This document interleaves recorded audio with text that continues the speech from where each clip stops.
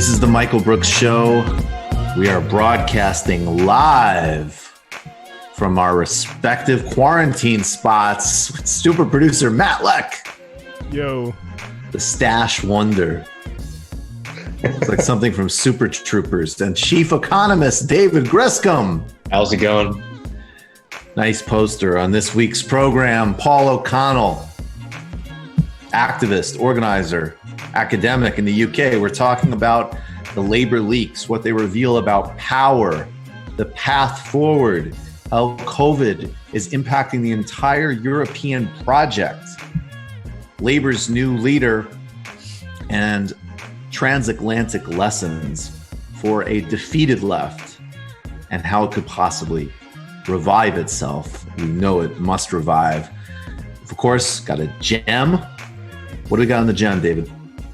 Oh, we got the new oil cartel and the collapse of finance. That's right. Other light stuff. Barack Obama emerges. We're going to do an analysis of his endorsement of Joe Biden. Talk about Bernie Sanders and Joe Biden in the post game. And then, of course, the great Slavoj Žižek is with us. We already recorded this interview just about 48 hours ago. Fantastic. What is wartime communism? Or are we about to enter into emergency communism? And why he wants communism with Julian Assange, all that and more with the ever dynamic and insightful Slavoj Žižek. And then on the post game, of course, we're talking about how your boss is spying on you. Where does tyranny really come from? Is it private or public? With Ben Burgess, Rebel Music History with Joshua Kahn Russell on Fela Kuti. And we're looking at Donald Trump claiming to have complete authority. What's that about? Cornel West, throwback on prophetic spirituality on our time.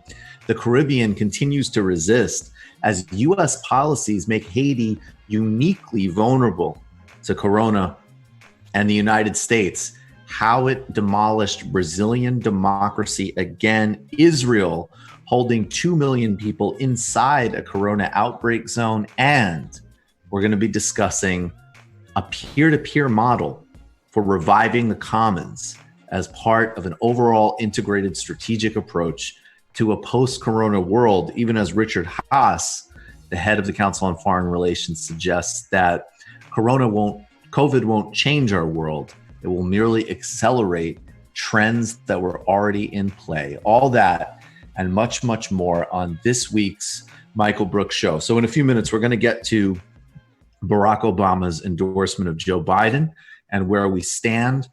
But first, we're going to talk about something that we'll talk about with Paul O'Connell, which are these devastating leaks coming out of the UK showing a relentless campaign against Jeremy Corbyn and the left of Labour inside the Labour Party itself. Now, in some respects, this is not a surprise. This is sort of analogous. Would it surprise anyone if we found out that Democratic Party officials were coordinating with some MSNBC hosts to demonize Bernie Sanders, to smear and defame his supporters? We saw it play out in front of us every day during this cycle. And we knew that the war against Jeremy Corbyn was not only a prototype for the war against Bernie Sanders, but that it included aggressive PR efforts, relentless media bias, and the active engagement, in my view, undoubtedly, of at least some intelligence services. But we found out some stunning things, like the hype about anti-Semitism in the Labour Party was, of course, where it was actually real, selectively applied, not really a good faith effort to deal with what actual anti-Semitism there was, which manifested across party sort of factions in very small ways. Apparently, the complaints about anti-Semitism, half of which came from one singular individual. And we also saw from these messages that in 2017, an extraordinary run that Jeremy Corbyn became within a couple thousand votes of winning on an incredibly brave policy platform and extraordinary grassroots enthusiasm, a campaign that would be saving countless lives right now if there was a Corbyn government, and might have had global implications for reviving social democracy and overturning neoliberalism and authoritarianism. That the labor right was literally inside the campaigns itself, actively undermining Corbyn and the grassroots' efforts, and in full view, trying to make their own side lose. Leaked WhatsApp conversations, and these are thanks to the incredible reporting of Aaron Bastani and Navarra Media. Leaked WhatsApp messages show that members of Labor's senior management team were openly cheering for Labor's losses and were prepping Tom Watson, then Jeremy Corbyn's deputy, to be the interim leader. This group of Labor officials created, quote, secret key seat teams without the knowledge of Corbyn. It funneled money to key members of the anti-Corbyn faction, most of them in safe districts instead of competitive races. As Labor rose in the polls, members of this WhatsApp group were appalled at their party's own success. I actually felt quite sick when I saw that YouGov poll last night. One said, Labor's head of political strategy called Corbyn a lying little toe rag. And of course, they mocked Diane Abbott, who was subject to racist and sexist abuse. They even went so far as to hoping that the police would shut down a major rally before the election, with one of the members hoping that the police would, quote, use water cannons, please.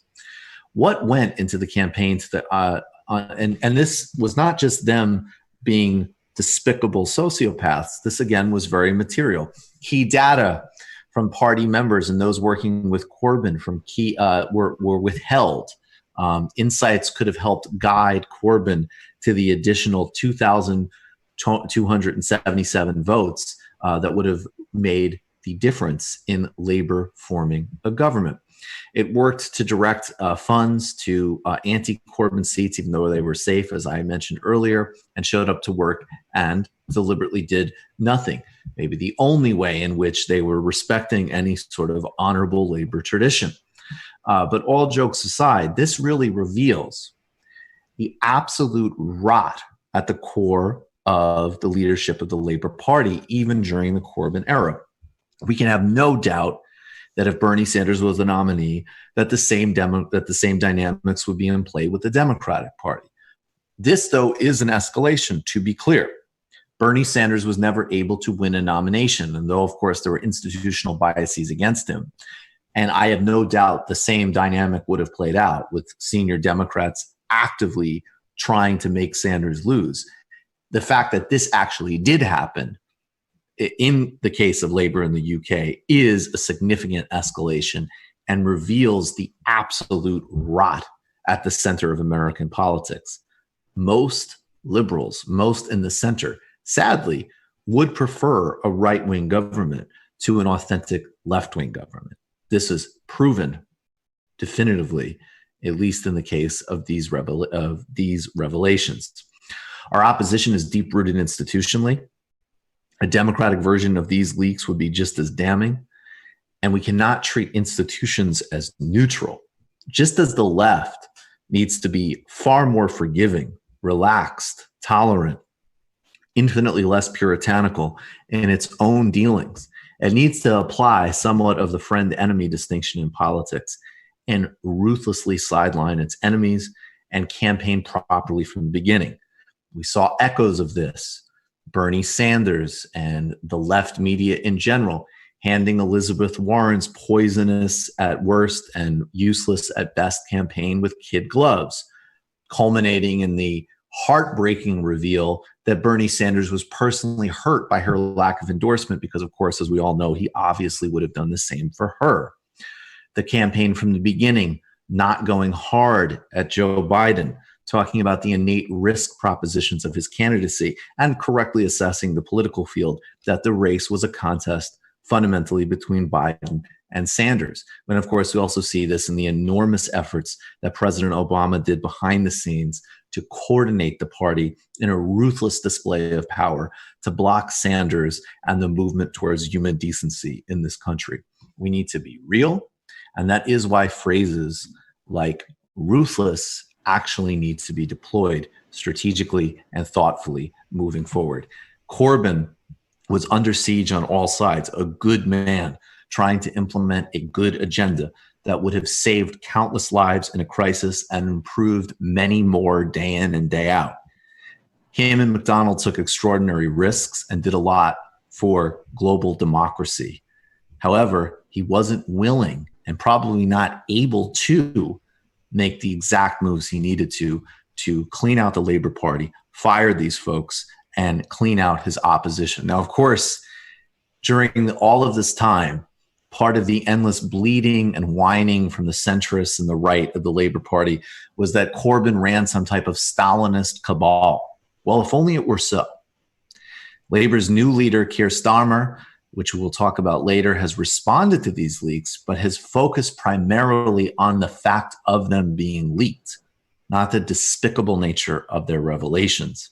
He's not on the right of Labor, but he certainly is on the soft left and has not proven himself at all as of yet up to the task of aggressively challenging the Tory government or making accountable the obscene people that undermined a unique and essential opportunity for the UK in 2017 and the globe as a whole. Do you guys have anything you want to add to that? Just that, I just think we really need to highlight the fact that we can't treat these institutions as neutral. We need to have a kind of Machiavellian understanding and a class understanding that specifically the Labor Party has been captured for the most part, especially in the leadership, the high-ranking officials, by people who are very hostile to our politics. And I think it's the same situation in the United States as well, obviously, with the Democratic Party. And if we think that, symbolic victories are just winning the election is the end of politics, then we're always going to lose, because a lot of politics is actually done behind the scenes. And sadly, we're seeing that, in these really frustrating labor leaks. Absolutely. Yeah, I just second that. I think this moment should be clarifying, and this primary, I think in general, that you can't really trust a lot of these people, and that these institutions are going to be much more closed to you than you thought they were, and we just need to be real about the battle it's gonna take there. That's just the whole thing. Not to keep making this about the presidential election, but with Warren and Sanders, right? Warren played supposedly this this role that the inside game, right? She's the progressive that actually works with people, and obviously she got nowhere because that's not a real thing that exists. We're going to need to actually force these institutions to change. We're not going to be able to persuade them to. Right. And of course, her actual only function was as a wrecker. And I think what also frustrates me, and one thing I'll actually give more latitude, because I think Labor I think Corbyn and McDonnell and that faction, they could have done more, but they were running up against some very real limits. The war against them was so relentless. And from everything from the Israel lobby to the entirety of the UK press.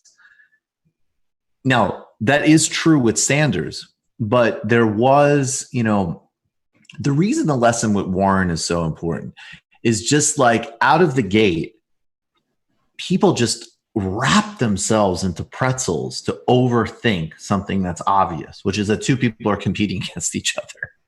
And they're competing against each other for votes in a zero-sum game, actually. And so spinning out all of these scenarios, it's not just that they're wrong. Like, of course, Warren's not going to team up with Bob Sanders and give him her delegates or whatever. Again, tragically, Sanders would probably do that for her, but she's not going to do that for him. And then the other thing is that, like, if the conditions of the race led to something like that happening, it would just happen. It would not be like a fantasy that was conjured from the beginning. It would be the process of a political conflict, a political battle.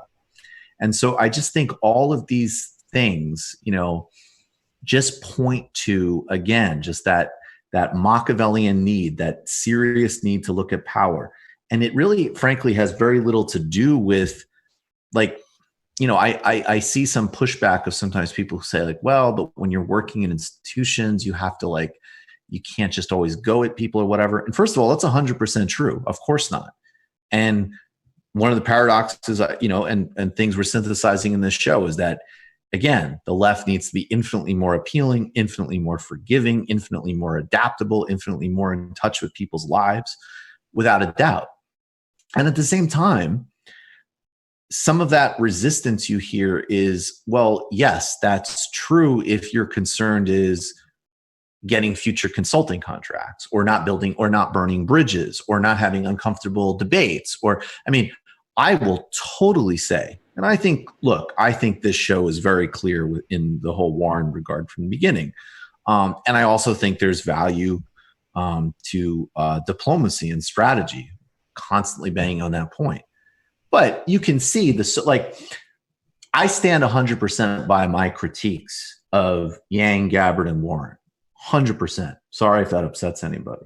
I would refine some of them a little bit, but basically I stand by those critiques. But there was, the social capital of Warren supporters made doing that different. And that's what people are talking about. And that isn't having institutional insight. That's just you not wanting to deal with conflict and stressful conversations, because the truth is you need to compete. Warren needed to be taken out from the beginning. It was a fucking ridiculous, embarrassing waste of time. And this was a really serious election. So anyway, now all of that didn't happen. And here we are today. We'll talk about Bernie Sanders. Actually, wait. First, I want to do a quick pitch. So, folks, as I keep saying, we're doing just fine. Folks are staying if you have the capacity. A lot of people are joining on higher levels, and that just allows us, again, to meet all of our obligations and, make sure everybody's doing well, and also to invest in things like the documentary series. If you haven't yet and you're watching this, I would immediately, first of all, if you can, smash the subscribe button, and then go, and if you haven't yet, watch our illicit history playlist. Hit us with super chats during these shows. We don't answer super chat questions during the main shows. We only do those during the additional bonus live streams. But if you hit us with super chats, that's great if you're feeling it. But there's we've put in even more content for patrons. This 2-part series we just did with Daniel Bessner on what the left needs to unlearn and learn, using Gramsci's war of position and war of maneuver, talking about everything from comedy in Queens to how to build an actual institutional left. 2-part series with Joshua Kahn Russell recently, the spiritual, the political, the crisis we're in. There's going to be a 2-part conversation with Adolph Reed Jr., which I'm incredibly excited about. And we're doing these public streams. Grace Blakely was on Saturday. Watch that. This Sunday, Mark Blythe is joining us. And we just did the 2-part history with Samara Mashal.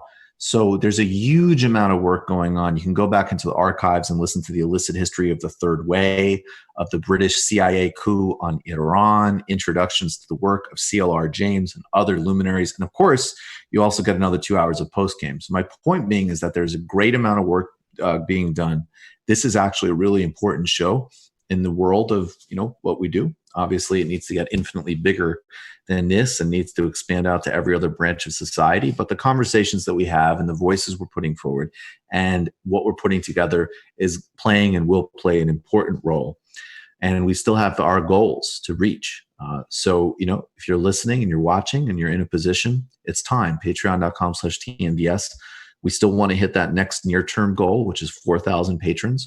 And then in the horizon, a base of 7,000 patrons at once.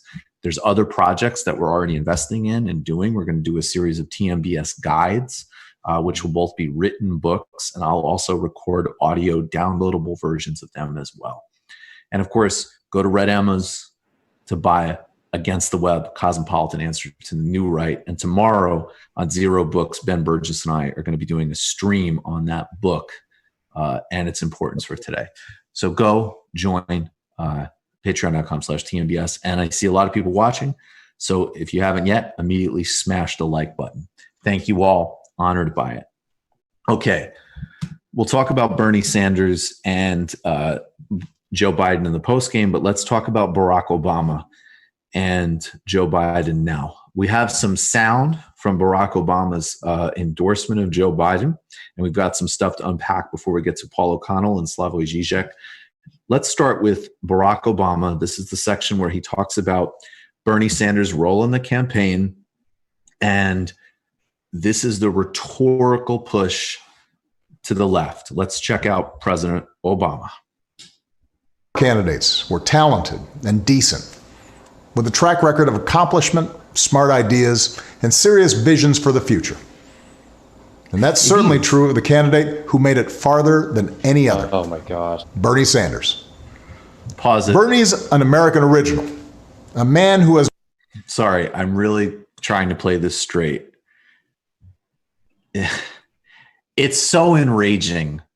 Like, just spare us, guy who pressured Klobuchar and Buttigieg out of the race, multi-hundred millionaire Netflix producer. Just spare us. Okay, but he won't, because that's the whole point. Let's go. Has devoted his life to giving voice to working people's hopes, dreams, and frustrations. He and I haven't always agreed on everything, but we've always shared a conviction that we have to make America a fairer, more just, more equitable society. We both know that nothing is more powerful than millions of voices calling for change. And the ideas he's championed, the energy and enthusiasm he inspired, especially in young people, will be critical in moving America in a direction of progress and hope. Because for the second time in 12 years, we'll have the incredible task of rebuilding our economy. And to meet the moment, the Democratic Party will have to be bold. You know, I could not be prouder of the incredible progress that we made together during my presidency. But if I were running today, I wouldn't run the same race or have the same platform as I did in 2008. The world is different. There's too much unfinished business for us to just look backwards. We have to look to the future. Bernie understands that, and Joe understands that. It's one of the reasons that Joe already has what is the most progressive platform of any major party nominee in history. Because even before the pandemic turned the world upside down, it was already clear that we needed real structural change. The vast inequalities created by the new economy are easier to see now, but they existed long before this pandemic hit. You can say that again. Health professionals, teachers, delivery drivers, grocery clerks, cleaners, the people who truly make our economy run, they've always been essential. And for years, too many of the people who do the essential work of this country have been underpaid, financially stressed, and given too little support. For 8 years. On the exchange. And that applies to the next generation of Americans. Young people graduating into unprecedented unemployment. They're going to need economic policies that give them faith in the future and give them relief from crushing student loan debt. So we need to do more than just tinker around the edges with tax credits or underfunded programs. We have to go further to give everybody a great education, a lasting career, and a stable retirement. We have to protect the gains we made with the Affordable Care Act, but it's also time to go further. We should make plans affordable for everyone, provide everyone with a public option, expand Medicare, and finish the job so that healthcare isn't just a right, but a reality for everybody. We have to return the U.S. to the Paris Agreement and lead the world in reducing the pollution that causes climate change. But science tells us we have to go much further, that it's time for us to accelerate progress on bold new green initiatives that make our economy a clean energy innovator, save us money, and secure our children's future. Of course, Democrats may not always agree on every detail of the best way to bring about each and every one of these changes. But we do agree that they're needed. And that only happens if we win this election. Because one thing everybody has learned by now is that the Republicans occupying the White House and running the U.S. Senate are not interested in progress. They're interested in power. All right, that's it. They've shown themselves willing to kick millions. So let's start from backwards. There's a lot to tease out here. I'll kick to you guys in a second, but I just want to say, yes, that's why the Republicans win, and good on them for being interested in power and not vague, ephemeral ideas that bring everybody together. Mm-hmm. Now, I also want to say too, we'll tease everything else apart. I'm not in a different place in terms of if you're in a swing state voting to get Trump out of office. I have not heard a compelling counter argument to that. I'm not going to be policing people. I'm not going to be demanding the people. I'm not going to be, doing the same. This show is really not going to be very much about that. Obviously, we're going to talk about the election, but there's a lot of other stuff that we got to deal with here because we're in a very bad situation. But that being said, don't indulge in any type of bedtime story. And that Barack Obama is pure obfuscation, bedtime story, and nonsense. You can disaggregate between that and the decision that is most intelligent and strategic to make. But people coming out and talking about the platform committees and looking at Obama's, they're not even bones. They're like little Triscuit treats to the left. This is a guy who supported single payer rhetorically when he was a state senator. This is somebody who, just like Bill Clinton, when he is not in office, Bill Clinton did very compelling critiques of a drug war that he accelerated. Barack Obama presided and expanded a vast bailout of Wall Street with zero accountability that further financialized the economy and ushered in the Silicon Valley temp economy that has caused so much devastation. That's the record. All right, guys. I mean, I think it's very telling that, he barely went into any detail, and the only detail that he went into was basically saying that the Biden campaign, the way forward was not to pursue Medicare for all, right?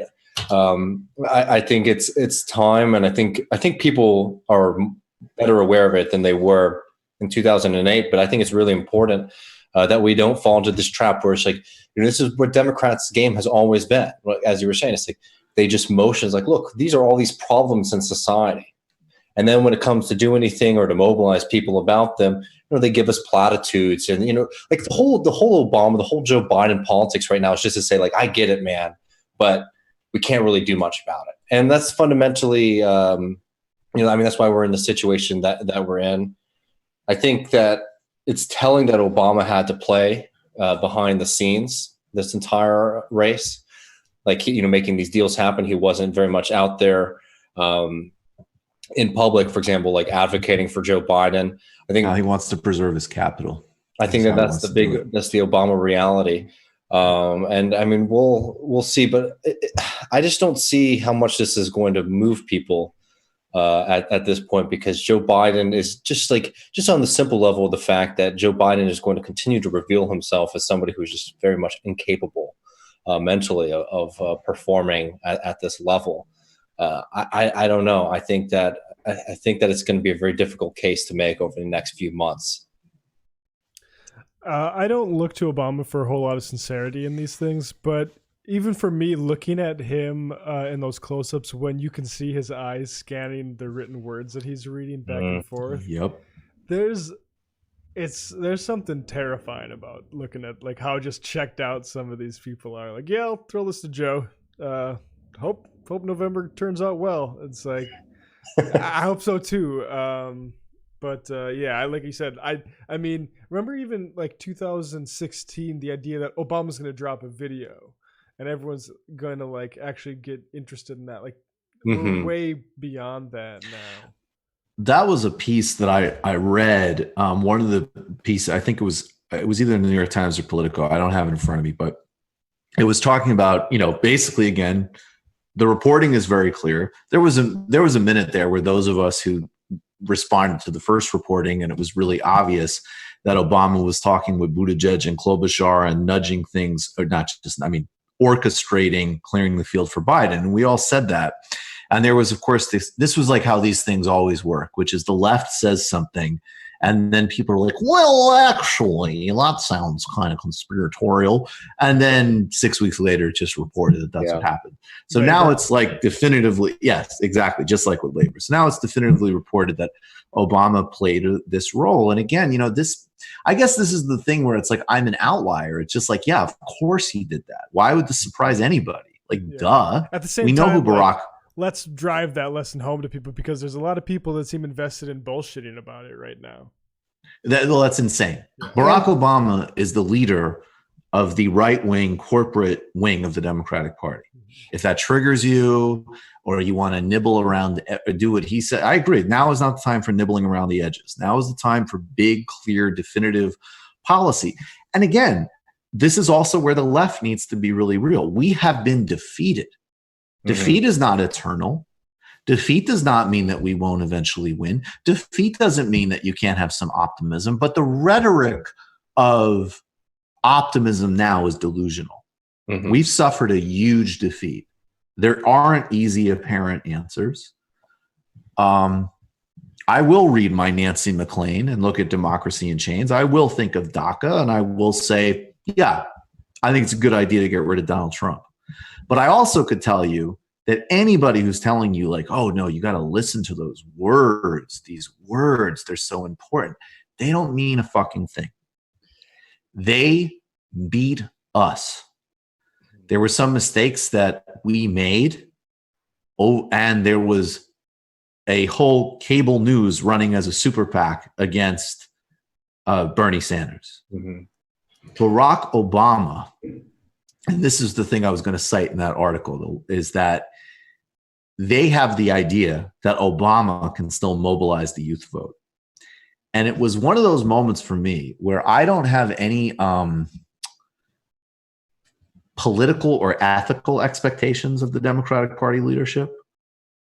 They're gone. It's not even that they're gone. We just have completely different views of the world. We care about poverty. We care about delivering for everybody. We care about a democratized future. This is not what these people's ideology is. It's not what their policy set is. And they've worked for decades to create precisely the opposite. But that's delusional. I always say, when I see something that's delusional, whether it be from any ideological corner, in a way, that's what freaks me out most. And if you think that Barack Obama in 2020 is 2016, that should have already been the lesson.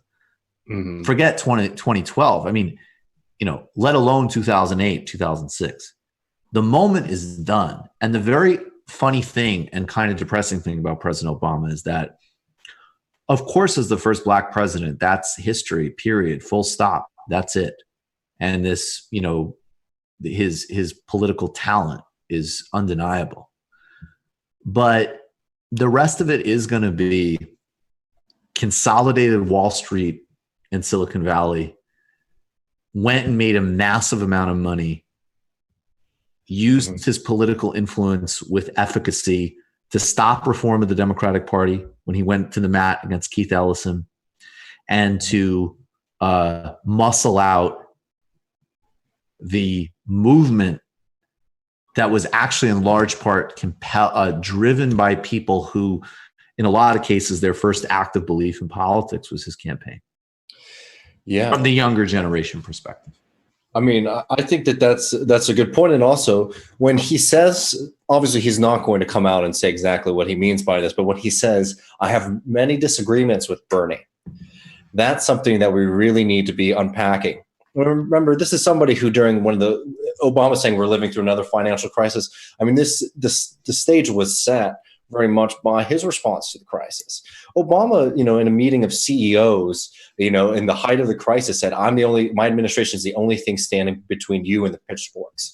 When literally, and obviously there's structural problems with Occupy, but literally there was a mass mobilization of people across this country demanding something different, right? There were political opportunities, political space. People, wanted something different and were quite vocal about it. But Obama— It was even worse, David. I'm sorry. I just have to say, timeline-wise, it was even worse. Because he said the pitchfork thing in the very beginning, before Occupy. At the same moment, he was intimating to people on the left, telling the Roosevelt story that may or may not be true, the quote-unquote make me do it thing. Yeah. Then they did Occupy. he took some of their rhetoric and gave an inequality speech where he promoted something like tax credits or whatever. And you can look, the Department of Homeland Security facilitated and backed police departments in cities across the country and destroying those encampments. Yeah. So it's even worse. No, I think that's an important clarification. I mean, look, this is the reality, and it's also, I mean, it's just saying one thing to another. The tax credit talk. I mean, I learned about how Democrats love to talk about using tax credits instead of dealing with structural issues from watching the Obama administration. I mean, the fact is that the young people, like, these are dead politics to folks.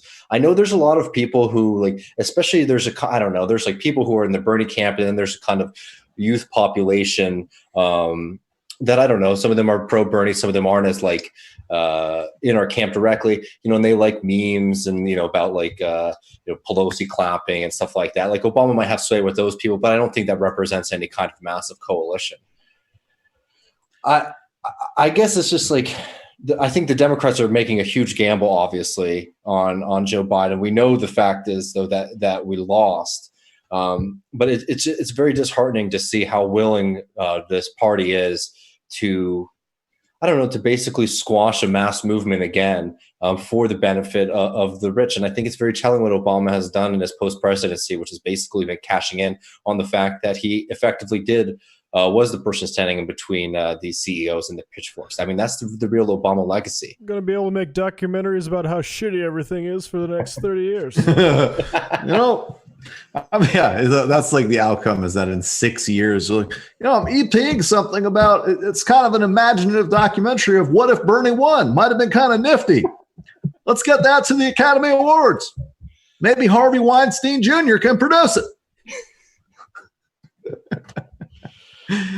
That's exactly what it is. That's the very, I mean, obviously with Obama, it would never be applied to foreign policy, but that whole mindset of, like, the people that I just can't get over this. I don't remember I don't even remember this was a joke that we first made or somebody on Twitter that I can't credit. I don't know the origin, but, like, after the coup in Bolivia of when, you had, like, a bunch of idiots saying that it wasn't a coup.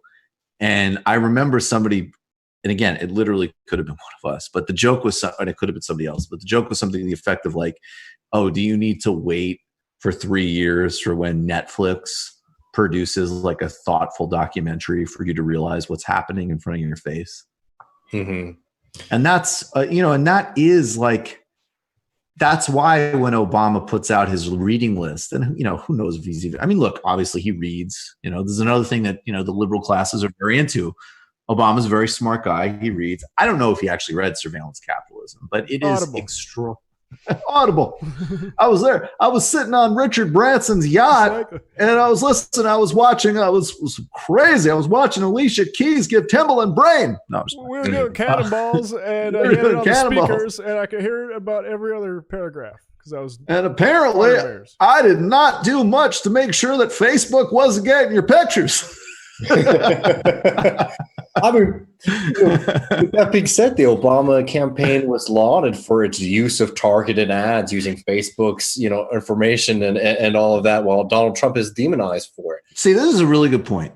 And this is a point where I think people always need to make the distinction that, like, part of the thing with Trump was that Cambridge Analytica and Facebook, like, apparently illegally obtained certain data. Like, you have to make these distinctions. And at the same time, 100%. Yeah. The 2012, the whole media narrative was like, these guys have the best private spying behavioral anticipation apparatus in the history of campaigns. Mm-hmm. And then when, of course, Trump and the Mercers and Bannon are going to do something that is going to, like, almost certainly, I would assume, get even illegal, which is, when you think about how lightly regulated everything is, if they broke the law, that's incredible. Right. Yes. But it is going to be like, but it is going to be. And again, that's another thing that tracks with a lot of the voting population. That's what people sniff. Mm-hmm. We've said this before, like, people's hatred of liberal hypocrisy and liberal bullshit is not all Republican manufactured talking points. It is a felt sense amongst a lot of people, including folks that are not reactionary at all. And that's a great example of like, when we do it, it's innovative. Let's do an MIT symposium. When you do it, that's Russia. Yeah, exactly. Yeah. Did you see the person going after Brie because she mentioned the word Burisma? It's like, do you really, honestly, do you really think the average American cares as much about Ukrainian politics as they do about a local politician's kid getting a free ride at a fucking oil company somewhere? Like, that's the stuff that actually gets through to people. I don't care about like making them see a more rational be more rational about geopolitical politics, as Meghan McCain would say. Like, it's everyone understands what a dumb kid getting a job is. Like, everybody understands what a dumb kid getting a job is.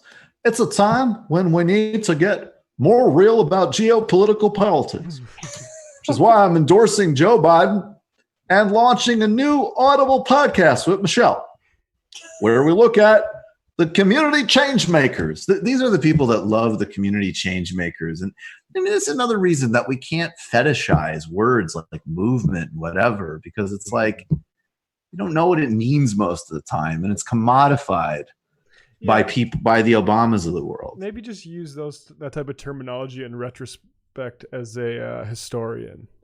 Right. Yeah. Right.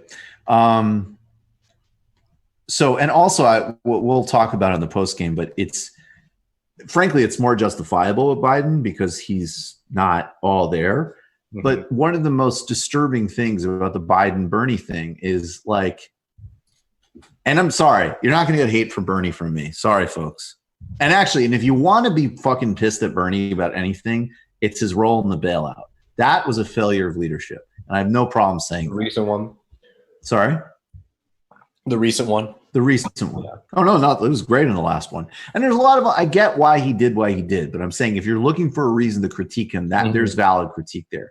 Him doing this is, look, Bernie was really concerned about Trump, and Bernie always said he was going to do this. But Joe Biden looks like he's reading a teleprompter during that thing. And it's just so bizarre to be in dialogue, and reading a teleprompter. And yeah, and Obama's there just doing like, I still got this. Check it out. I remember this like back when I first told people in Hyde Park that I cared about affordable housing. I don't give a fuck. Say at the Netflix gala, motherfucker. I mean, the thing with Obama, and of course Obama's not Tony Blair. Obama's, he has a very good sense of personal PR. He's very strategic. He's not as utterly, he's not craven and venile in the way a Bill Clinton or Tony Blair is. But like, even if we're doing these measurements, this is not Jimmy Carter. This is a guy who left office and was like, I want to be a showbiz impresario and make a lot of money. And that's an important class context to understand because, I could tell you what, I know that President Obama, I am sure he's disturbed and appalled by Trump, but I'm also sure that he doesn't have any, he's going to be fine if there's another 4 years of Trump. Look at tax cuts. Yeah. I mean, I think that's we know this already. And I think the problem that we're going to have to face, is one, I don't know, institutionally within the Democratic Party beating these people. And then two, in the popular narrative, being able to make this story a little clearer to some people. I don't think that this is going to do much for the Bernie people. I don't think it's going to do much for the young people. I think they're pissed off and they're No, I don't think so. But there's what more do you want, devils? I thought Bernie was our cult leader. Don't we have to listen to exactly what he says? I already ordered all my Biden merchandise. Bernie, spin the dreidel so you can activate your cult. I mean, that's the point I just want to make about white people can't think independently. So if you endorse Joe, it'll be fine. About this whole Biden thing, like we're already just moved into voter discipline mode. It's because, and not into let's knock on doors for Biden mode. It's because these people are not workers themselves; they are managers. Like that's who feels represented in this campaign right now, and that's going to be a problem. I hope they win, but that's going to be the problem, and not Bernie. No, that's 100% right. Because now is the time for you guys to get active. And it's amazing. And yeah, that's it. I mean, and it's extraordinary to watch somebody like Mehdi Hassan, who legitimately does some really good work. I don't have any real, I mean, I obviously have disagreements, but I don't have some big beef with him at all. But it's like, just tactically, what the hell are you doing? Yeah. Unless the game is just emotional payoff and career advancement with other people, which I don't want that to be the case. But there's no way on earth that you could possibly think that this is going to help you achieve what you say you want to achieve. It's just not. It's just utterly not strategic. And but I think, Matt, you nailed it. It's worker bees versus managers, 100%. And you're not going to get any worker bees for this. Like, that's not going to happen. So you better figure it out. And look, Joe Biden showed that you know what? Like, you can swoop in with a consolidated media and party apparatus and it will totally blow that stuff out of the water. So maybe it'll work, but you should. But like, look, we're going with that play. So don't bitch at people. Go do what you got to do. Yeah, I think they've made their strategy, and I think that they need to accept it. I think that they've dealt with the left, before Bernie. That was pretty. They kick and scream every once in a while, but they weren't organized in any sense or fashion. Whereas like you could just sort of smack them on the head and make them do what you want. And I don't think that we're in that kind of dynamic anymore, and the strategy is not going to work for them. And it's also like on our side too. We're not organized to be able to utilize it to our benefit either, unfortunately. That's right. All right, so let's get to Paul O'Connell. Is he? All right. Yeah, let's take a quick break. We'll be right back with Paul O'Connell.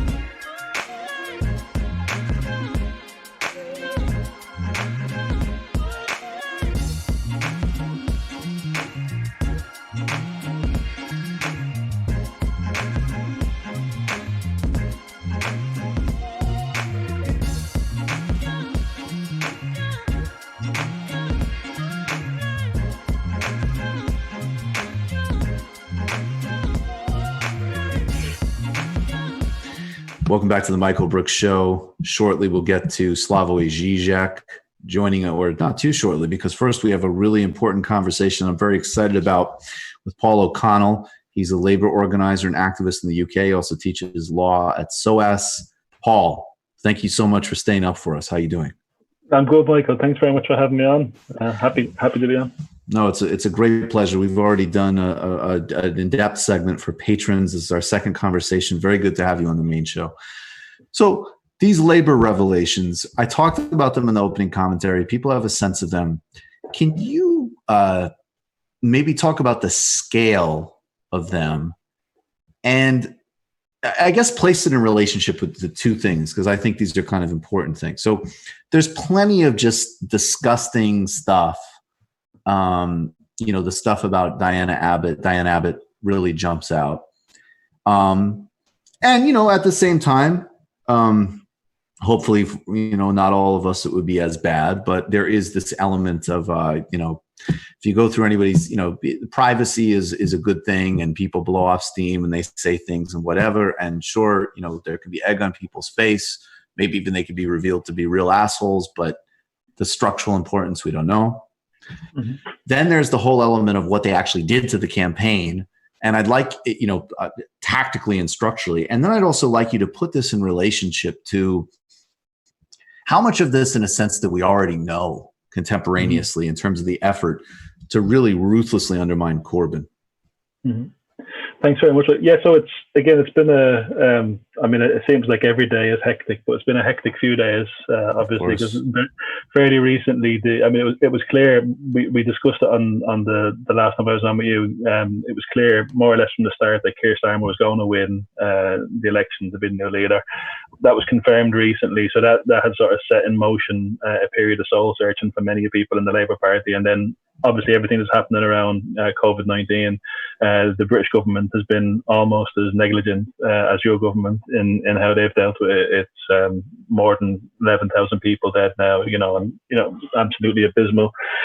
So all that's happening, and then this report is leaked, and it details, as you mentioned, it details three key things. First, it details that blockages in dealing with allegations of anti-Semitism, racism, sexism, and so forth within the party were a result of intentional factional obfuscation by senior staffers within the Labour Party. So people who were paid full-time to work for the Labour Party were actively undermining efforts to investigate these claims. That's important because a narrative that was used quite successfully against Corbyn and was attempted against Sanders, I recall at one stage, is that he supports and encourages and facilitates anti-Semitism. And so the fact that these complaints weren't being dealt with quick enough seemed to vindicate that and seemed to sort of uphold that, when in fact it's shown that it was his political opponents who were consciously doing this.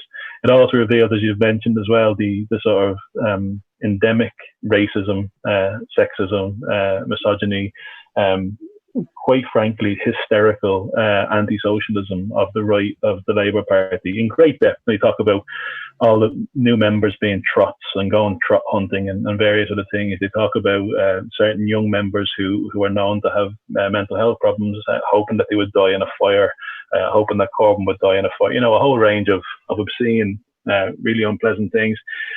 And then also it revealed that in 2017, when the Labour Party under Corbyn, against all odds, against most expectations, came within 2,000 votes in 7 key seats of possibly being able to form a government, that some of its most senior staff had been working actively against the campaign. So, people in Britain had already experienced almost 10 years of austerity and Tory and Lib Dem government. The working class have been suffering, immensely. Migrants, all the vulnerable communities have been suffering immensely.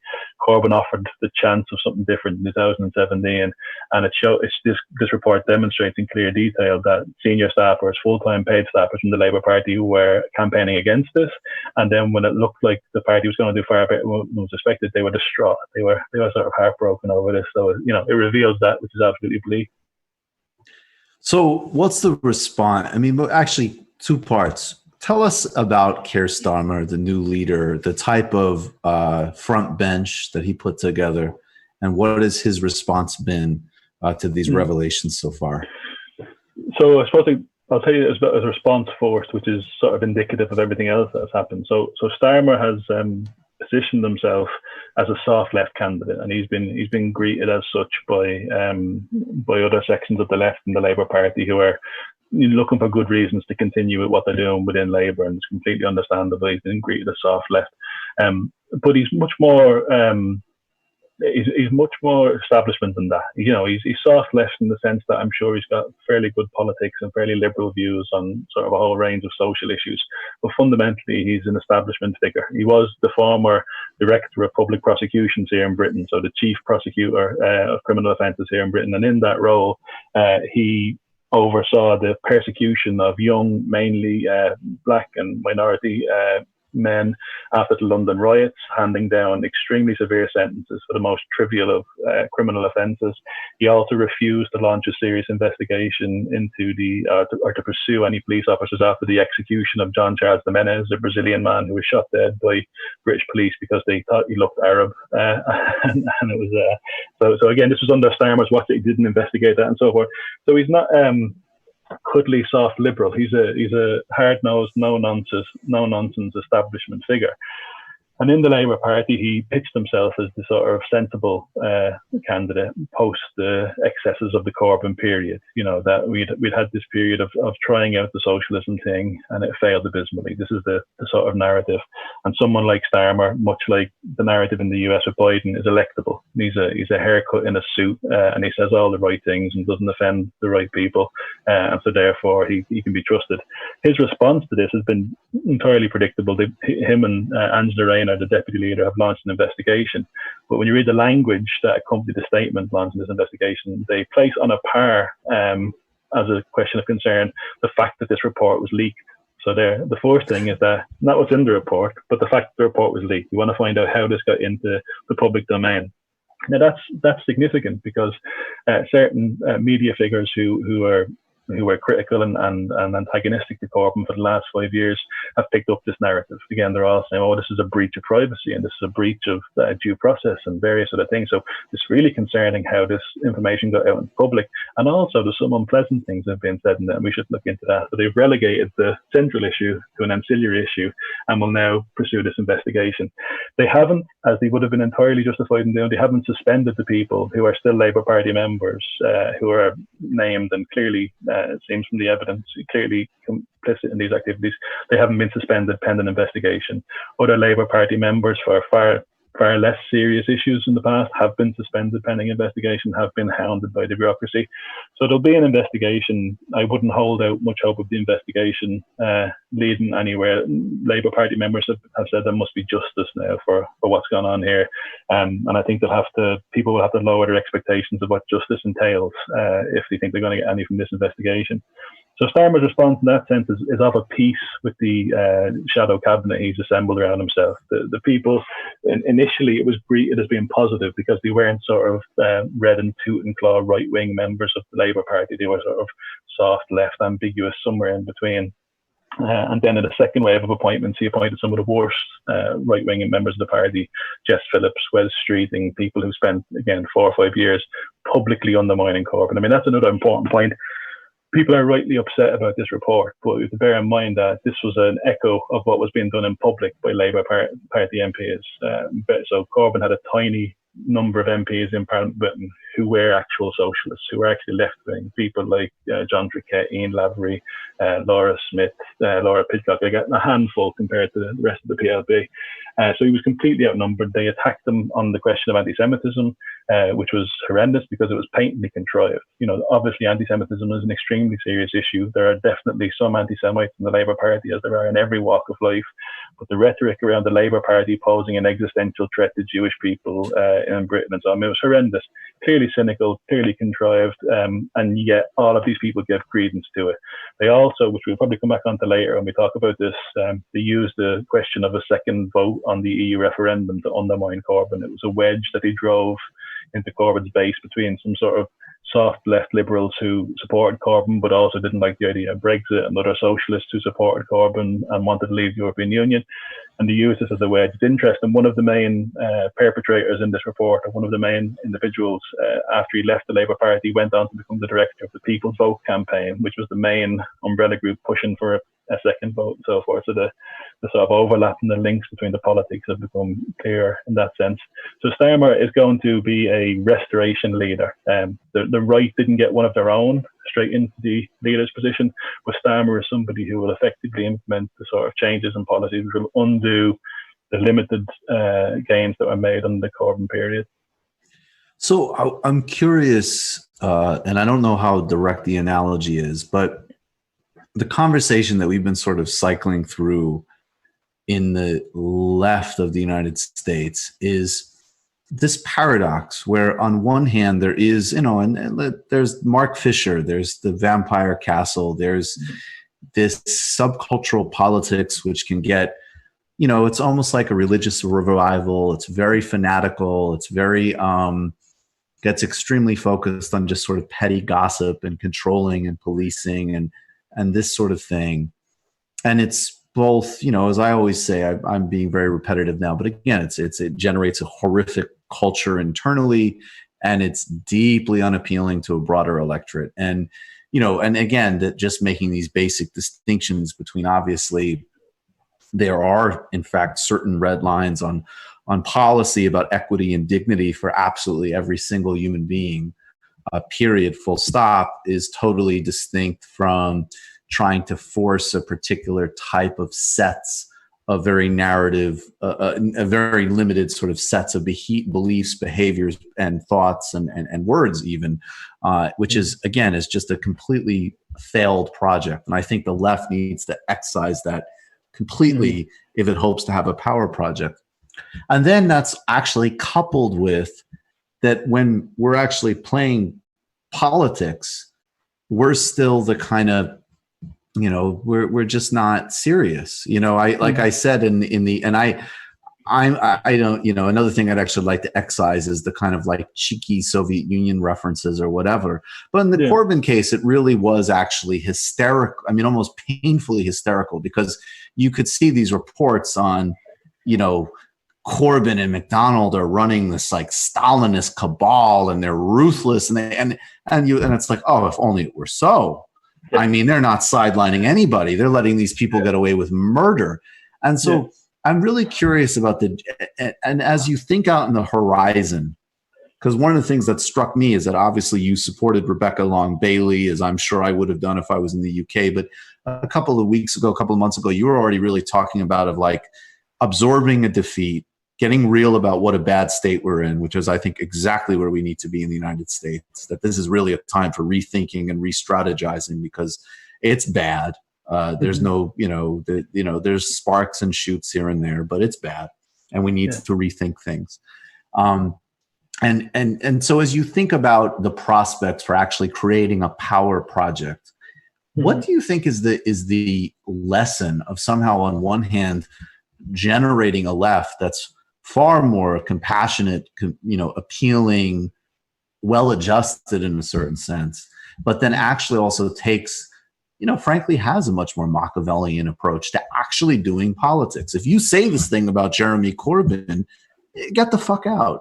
If you're and then conversely, when you're going to the doorsteps, actually have a vastly different empathy and attunement to where people actually are and what their concerns are. But if you're in the Labour Party and please.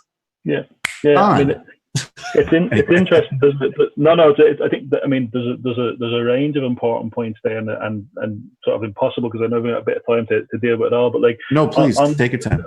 But so there's a guy called John McTiernan who was a senior figure in the Labour Party under Tony Blair, and a couple of weeks ago, before Starmer was formally confirmed as the new leader, McTiernan wrote an article which was 6 points, six words of advice for incoming leader Starmer, and the first was: be fast, be ruthless, take out your enemies. He used the language of break their knees, these various things. Now, there was a mixed response to that. One response was, oh, this is appalling that someone would say that. Another response was, oh, well, he's just a harmless old sort of hangover from the Blair era. I mean, but it wasn't. This was like thinking out loud in how these people actually operate. And this is the problem, is that the left, and certainly it's not in Corbyn's disposition to be someone like this. And it's actually part of a problem with Labourism, and I think in some respects part of a problem with the Democratic Party in the US as well, that the left is far more respectful of the rules of conduct and far more fearful of damaging the unity of the project than the right is. The right doesn't care. They literally will break your knees and move on. And it was interesting when Johnson won the Conservative leadership contest late last year, he came in and he said, this is going to be our position on Brexit. And a couple of his MPs went, oh, well, I'm not so sure. He said, you're out.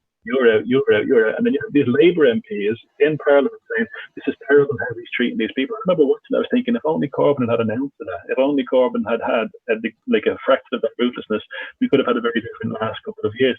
With that said, there were structural factors that impeded Corbyn. So in the first instance, they were massively outnumbered in the PLP, the Parliamentary Labour Party. He had a tiny minority of MPs who he could rely upon, who would back him in various things. There was 2 attempted coups to get rid of him. There was a whole set of things.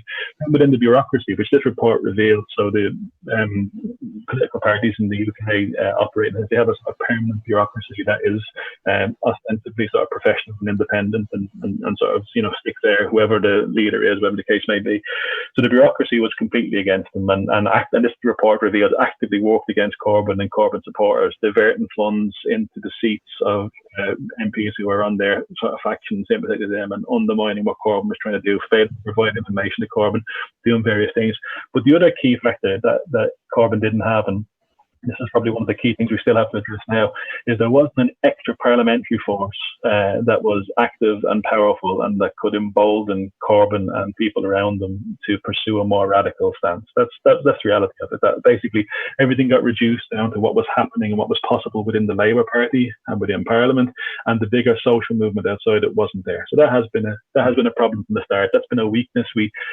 Brexit was a disaster for a variety of reasons, but one of them was that it distracted so much energy from all the other things we should have been doing. So long before Cameron called the referendum on Brexit, many of us were involved in anti-austerity campaigns, we were involved in campaigns around migrant rights, we were involved in campaigns for the families of people who were murdered by the police, and a whole range of other campaigns trying to build that social base.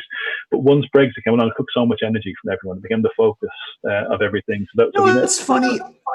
I mean, it's not the same thing at all, because he's the executive, he's the president. So it's fundamentally a much bigger deal than Brexit. But there is a parallel with everything becomes Trump. Mm-hmm. You can't game out other things. Yeah.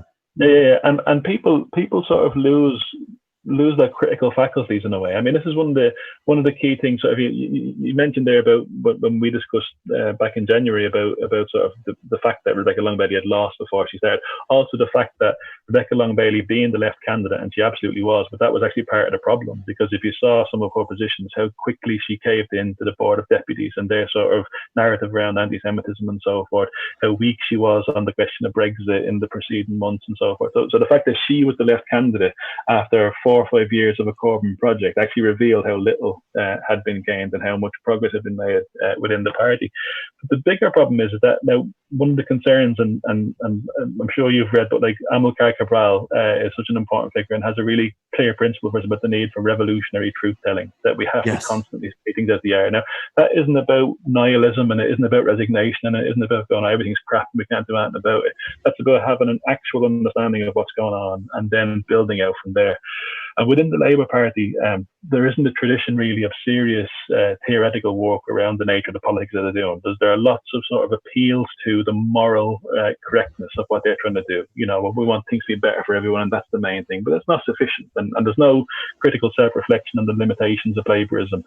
Now, with what's just happened with this report, which Starmer now has said, there's lots of people who have left the Labour Party, and it's a real shame because there's no real vehicle for them to go into outside of it. And the danger is lots will just drift off. Lots of people who become politically active for the first time will just drift away and sort of resign themselves.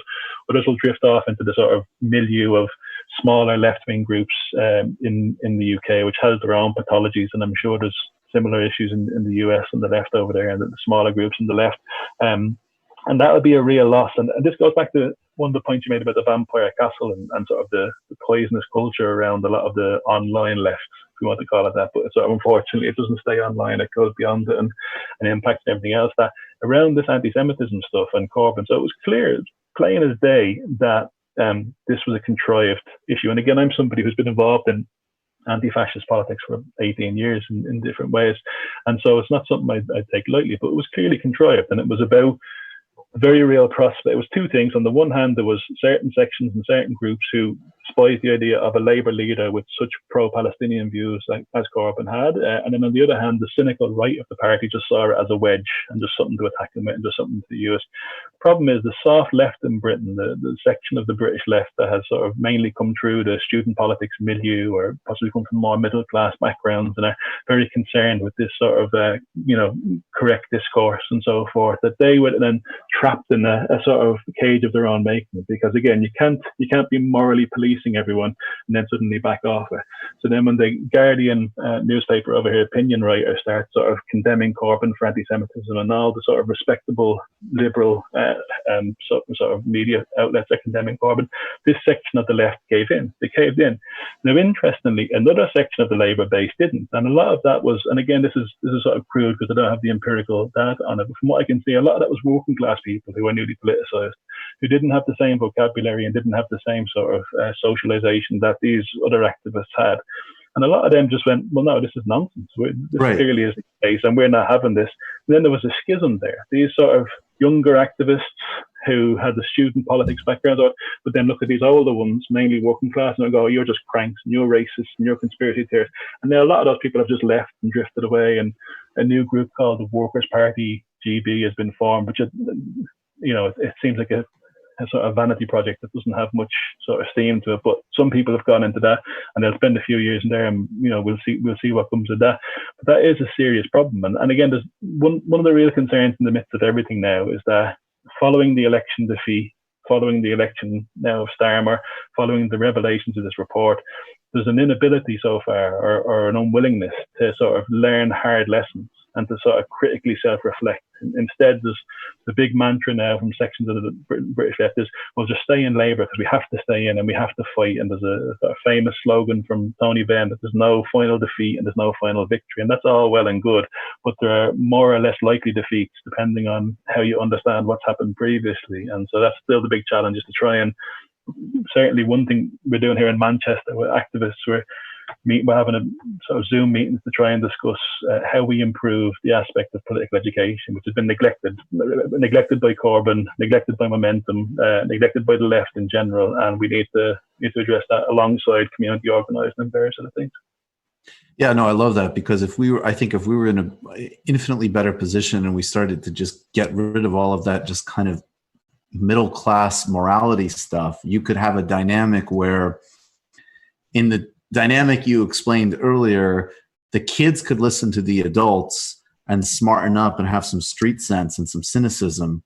And then everybody collectively across the board could start reading Cabral together and, starting to sort of think through some things. And obviously I really appreciate that you mentioned him, but,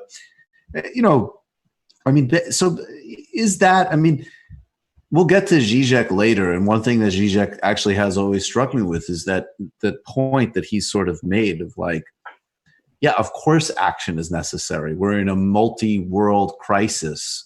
There isn't a single metric we could look at in which we aren't in deep threat and crisis, environment, technology, proliferation, whatever else. But if we don't actually think and work out our roadmaps a bit, then what exactly are we going to do here? And the fear I have is cynicism, we don't have the luxury of cynicism, and certainly not the most vulnerable and most beaten, and certainly not the, working class. Of course not. It's never a call for nihilism, but that idea of, we just got to put our heads down and go forward. Well, no, because it's not working. So in that spirit, and I love what you already said about education, but what else would you sort of put forth if we're thinking in a 10-year horizon to actually seriously think about maybe the way we could make a play here and get into much better shape on the left and think strategically about where we could actually be and the opportunities that are arising? Because certainly, unfortunately, more and more people will be receptive to our analysis because these material conditions are so awful. Yeah. So I think just that point, there's an anecdote that I sort of picked up a few years ago, and that it comes back to me time and time again every time we have a new crisis, which seems to be much more frequently than it used to be these days. But at the outbreak of World War One, Lenin is in Switzerland in a library reading Hegel's Logic. You know what I mean? He's not rushing off to the barricades to get things going. He takes a step back, and there was factors of necessity that meant he had to be in Switzerland, but he takes a step back and he tries to clarify and reorientate his thinking. And that period is then seen as being formative, because it's subsequent to that we get Lenin's most penetrating works on politics and the nature of the state, nature of organization, and so forth. So thinking and practice are crucially involved. And the problem is that everybody will accept that in principle. Everybody go, yeah, of course we have to do both. And then in practice, people will prioritize one over the other invariably and make a virtue of it. And there's a big problem. One of the big problems we have, and you see it in the UK left, and you see it in the American left. You see it. I'm mostly familiar with the Anglo sort of sphere left in that respect. It's a sort of emergence of a left which is very theory focused, which is good, and this is people who've come out of university and gone through university and haven't got the career prospects that they probably thought they had when they first went into university, and it's really good. But the problem with that is that when it becomes theory and ideas divorced from concrete practice and struggles. And then on the other hand, you have the traditions of just struggle, just like whether it's in trade unions, whether it's in the Labour Party, whether it's in different sort of organisations, that you just get the work done. We just torn up, we keep doing it. And the problem with that, as you say, is you can just keep making the same mistakes over and over again, and keep repeating those problems. So it's having a unity of the two, which is the key thing going forward. Now, one of the things that's happened with Starmer being elected is two different groups. I mean, again, this is a tragicomic. Two different factions have emerged within Momentum. So I'm sure you know, but for anybody who doesn't know, Momentum is a left-wing campaign group which is aligned to the Labour Party but is separate from it. With the sort of election of Starmer and the restoration sort of leadership that he's going to have in there, the left of the Labour Party now sees Momentum as being the vehicle that can advance their politics. But there's two different factions already of the left of the Labour Party who are now vying for control of Momentum. And there's, of course, the sort of existing Momentum hierarchy who aren't going without a fight, or who won't sort of roll over in terms of what happens next. So that's going to happen. They're going to carry on that struggle. And I think the key thing now is that it doesn't matter if people stay in Labour or leave Labour. There are arguments on either side of that, very good arguments, very well-rehearsed arguments. But for years, many of us have been saying, and we've been having these discussions for years, we've been saying we need to do the political education work, right? And this is the problem is that everybody accepts it in principle and then nobody does it. Or if people do something that they think is political education, it'll be one version of just teaching people how to canvass on the doorstep, or just teaching people how to phone bank, and that's seen as a form of political education, or it'll be an attempt at some sort of pursuit of hyper reified theoretical texts. And so I've engaged in, which again is valuable. I sort of partly do it for a living in a sense. There's no problem with that. But the real political education we need to be doing is understanding the Marxist and the socialist tradition and getting a serious grasp on that. Because again, even with the revelations in this report, for example, so this report will be picked up and has been picked up, and people see the horrendous language in it, and especially the racism directed at Diane Abbott and Don Butler, and the contemptuous language in it. And they'll say these people who did this are completely horrendous, nasty people, and something needs to be done about them, right? And it might be done about the individuals. But the problem is that this is structural. This is an inbuilt characteristic of social democratic parties in capitalist democracies. This isn't just bad people doing bad things. I saw a report the evening that Bernie withdrew his candidacy, that Hillary Clinton's camp sent out an email to all former staffers inviting them in for a drink. So there's been no report leaked out of the Democratic Party yet, but you can be damn sure something similar has been happening in the Democratic Party in different ways and at different levels to undermine Bernie's campaign as well. So that goes without saying. The fact that this happens time and time again, that has happened for the last 100 years in social democratic parties in capitalist countries, is structural. It's baked into how these parties operate and exist within capitalist democracies. So we have to have that awareness. And that doesn't mean then leaving Labour, and it doesn't mean leaving the Democrats, it doesn't mean walking away from it, but it means understanding concretely what you're doing in there. And that is one of the problems with the left in Britain, certainly, is that people got too swept up in what was happening around the Corbyn moment, understandably, because we need something, we need a win, we need an alternative, we need something different. But people lost all sight of the historical critiques of the limits of reformism, the limits of social democracy, the nature of state power, the nature of capitalist crisis, the nature of class. And then a key fundamental problem remains with Labour, the Labour left and so forth, is the disconnect from the class. The disconnect from the working class in the broadest sense. Most of the Labour parties have membership. Well, it's a mixed bag, but certainly the ones that end up in the upper echelons of the party come from more middle class backgrounds, private school education, various sort of things. And it's just a different worldview if you come from that background. And that's why the reason the working class is given the central role in socialism and in Marxism isn't because of some moralistic idea. It's because of the objective role they play within capitalist society. They're the only ones that have nothing to lose, and they're the ones who have the power to actually change things. And so the working class and the idea of class and class power and the capacity of the working class to transform society has to be the central focus. And it just hasn't been. We've got variations on what you'd call sort of well-meaning liberal Fabianism. The sort of different people who, again, very well-intentioned, very, very sort of committed people, draft policies on what a new healthcare system might look like, and then say, this is what we're going to do for you. But that's not how it works. You have to empower people and make them the agents in the transformation of society. And that's part of your process of political education. And that just hasn't happened. It hasn't even begun to happen over here. So that's part of what we need to start looking at if we're building power seriously going forward. That's perfect. Can you just take a few minutes in conclusion? You're somebody, fit this in. I mean, you not only, I think and I regret this. I read you, I took it in, but I just sort of from across the Atlantic accepted the political capitulation of Corbyn and McDonnell to Brexit to Remain forces, I should say.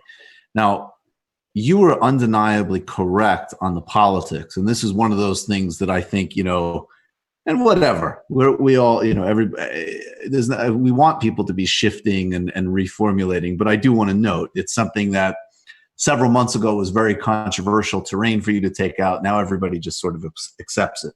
And it should be noted that you were correct early, not just as a question of ego, but as a question of pointing to the quality of your analysis and seeing. So we all see that fight, maybe you protected some Lib Dem votes in London, but you consolidated the loss of the heartland of Labour, particularly with a very savvy campaign that Boris Johnson ran, which I think is another conversation for another day. But you also supported Brexit actually on the merits, a sort of left Brexit position.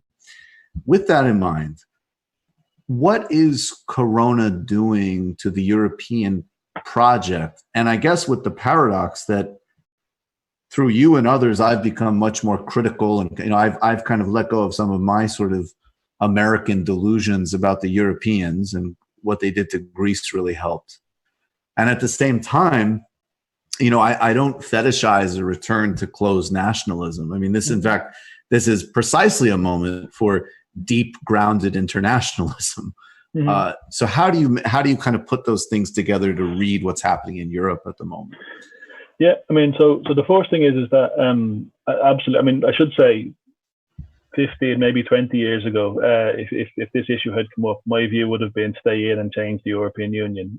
But 10, 15 more years of professionally through what I teach law and I research and work in that area, and then also politically through various things that I've been engaged in, coming to understand the reality of the actually existing European Union as opposed to the sort of idealized version of it, that it is a fundamental fetter, both short term in Syriza was the obvious example of that, and also longer term. If we had got a Corbyn-led left government elected in Britain and we're still in the European Union, they wouldn't have been neutral on any even modest program of redistribution, nationalization, and so forth. So for me, the socialist arguments for leaving the European Union are sort of incontrovertible in that sense, and I think that's been one of the.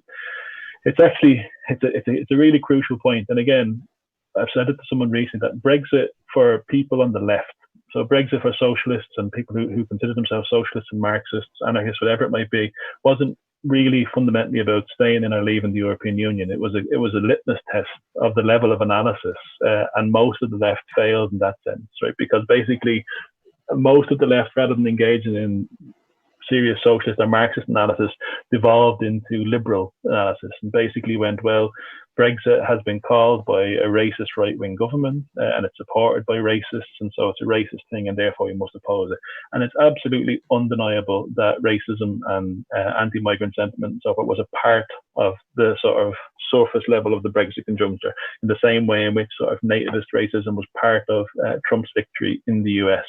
But if all you're looking at is the surface, then you're not doing socialist or Marxist politics. If you don't understand Brexit as part of a sort of structural crisis of the capitalist system, which has been unfolding, not just since 2008, but actually since sort of early 70s, which the current EU was a reaction to. The current EU and the single market and so forth was a reaction to the crises of the 70s in an attempt to overcome that and locked in the gains of neoliberalism. And the failure of most of the British left, with some honourable exceptions in the RMT trade union, for example, one of the most militant trade unions in the UK, they had a socialist leave position from the outset, and a few others did as well. But the failure to understand that speaks to a couple of things. It speaks to analytical sort of failure and a failure to properly grasp it in a socialist and a Marxist way, but also, again, to this disconnect from the class. Because if you had been embedded, if the Labour Party had been embedded properly in working class communities, and this isn't just sometimes people simplistically try to draw a distinction between northern working class here in the UK and the sort of southern metropolitan, whatever it is. I lived in London until very recently. I lived in a very sort of diverse community in North London, mostly Kurdish and Turkish, very working class and so forth. Nobody there cared about a second referendum on Brexit. They were concerned with the sort of cost of transport, the cost of accommodation in London. They were fighting over the attempts to demolish schools in the area. They were concerned with cuts to the healthcare sector. They were concerned with bread and butter stuff. The second vote, people's voting, was a middle class movement. It was a middle class campaign. These are the sort of people whose politics was formed during the sort of halcyon days of the credit fueled bubble of the last 15 years and the rising house prices and rising asset prices. People who want the restoration, the same sort of people who would like Hillary Clinton to be president, who want things just to go back to the way they were when it was sort of endless spending on credit cards and there was no sort of problems on the horizon. And that wasn't something that a socialist movement could tap into. That's not something that a socialist movement could channel and work with. And that also wasn't something a socialist movement should want to. So there was the principled socialist case for leaving the European Union. And then there was also pragmatic political arguments. Because again, I campaigned in the last election. I'm not actually, just sorry on the sort of introduction, I'm not in Labour. I supported Corbyn. I work with people in Labour, but I'm not in Labour because it's not really for me in terms of what it's about fundamentally. But I did support a campaign in the last election for some fantastic candidates, in particular Laura Smith and crew, who unfortunately lost their seat. But if you went out there, you saw the anger straight away. You knocked on people's doors and you were walking in there and saying, we're going to give you free broadband. We're going to nationalise the education system. We're going to do a whole range of these radical changes. That one thing you've had a choice on, that one policy issue that you've been given a choice on the last 40 years, we're not going to do that. And we've got this sort of half-arsed way of saying we're going to have a second referendum in which Corbyn will stay neutral. So, and it always struck me that when you'd watch Tony Blair talk about the European Union, and I have my, whatever. I have my own issues I have to work out with Tony Blair. I should hate him more. I do hate him, but I should hate him more. But you could watch Tony Blair, and from the perspective of a right-wing, 90s style neoliberal who was looking at Europe maintaining relevance in a G2 world, his arguments made a lot of sense. Mm-hmm. And then McConnell and Corbyn, who are obviously better people in every shape and form with an actual vision for society and internationalism, when they would say it, they just sounded like, hey, I'm a socialist, but I've read a couple of FT columns and it would be really bad. It just doesn't sound compelling. It does. And that's actually one of the crucial things. I mean, again, it will remain to be seen what happens in the US election in due course. I don't hold out much hope of sort of the weekend that Bernie's candidate defeating Trump. So I don't sort of see that happening. But this is the thing about the politics we're in now and the conjuncture we're in now. There's a fundamental structural crisis in the system. And again, it's been unfolding for quite a long period of time, but particularly since 2008, it's been acute. And the thing is that this is why Corbyn and Brexit are so intimately related. The Brexit vote, the Corbyn became leader of the Labour Party. It was unforeseen. It was a sort of historical accident. The Brexit vote happened, and the subsequent general election 2007 was the biggest increase in Labour's vote since World War II, delivered by Corbyn, making it an offer of change, effectively an offer of sort of, we call it socialism, but basically soft social democracy. And those two things are so intimately linked because both of them reflected a desire and an attempt to grasp an alternative to the status quo. The problem was when the last election came around, Labour had been co-opted into a restoration of the status quo ante. Labour then had effectively become the party that was saying we're going to undo Brexit, but they wouldn't even say it honestly, which made it worse, because one of the things that made Corbyn such a compelling figure was his honesty and his authenticity. And he's somebody who was arrested protesting against apartheid in the 70s and 80s, who's been consistent on these issues. And suddenly in the last election, he's doing interviews on TV where he says, we'll have another referendum if we win the election. We'll have another referendum and I'll remain neutral on it. And people are looking at it going, well, hang on, you're just another one of them. You're just another one of these lawyers. And on the other hand, you have this absolute sort of charlatan in Boris Johnson, sort of dripping privilege from every pore, but he gets to spin himself as the insurgent outsider candidate, the one who's opposing all of these people who are trying to stop Brexit and everything else.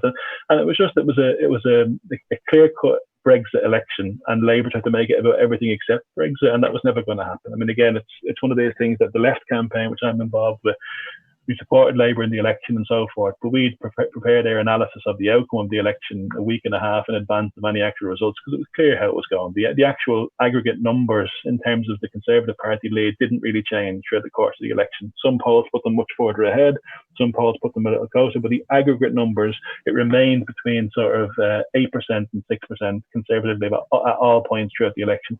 And that's another thing then, is that the soft left in the UK during the election was caught up in the sort of delusions of the moment that we're going to win this, the vote will go higher.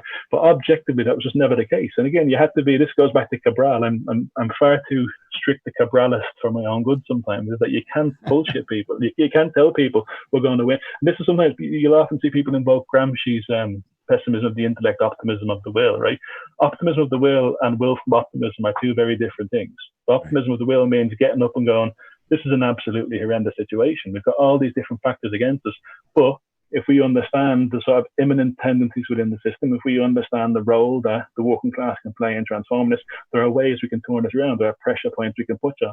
It doesn't mean looking at a situation and then sort of Peter Pan like wishing enough in order to change it. It means actually sort of understanding the system and then working to turn it around.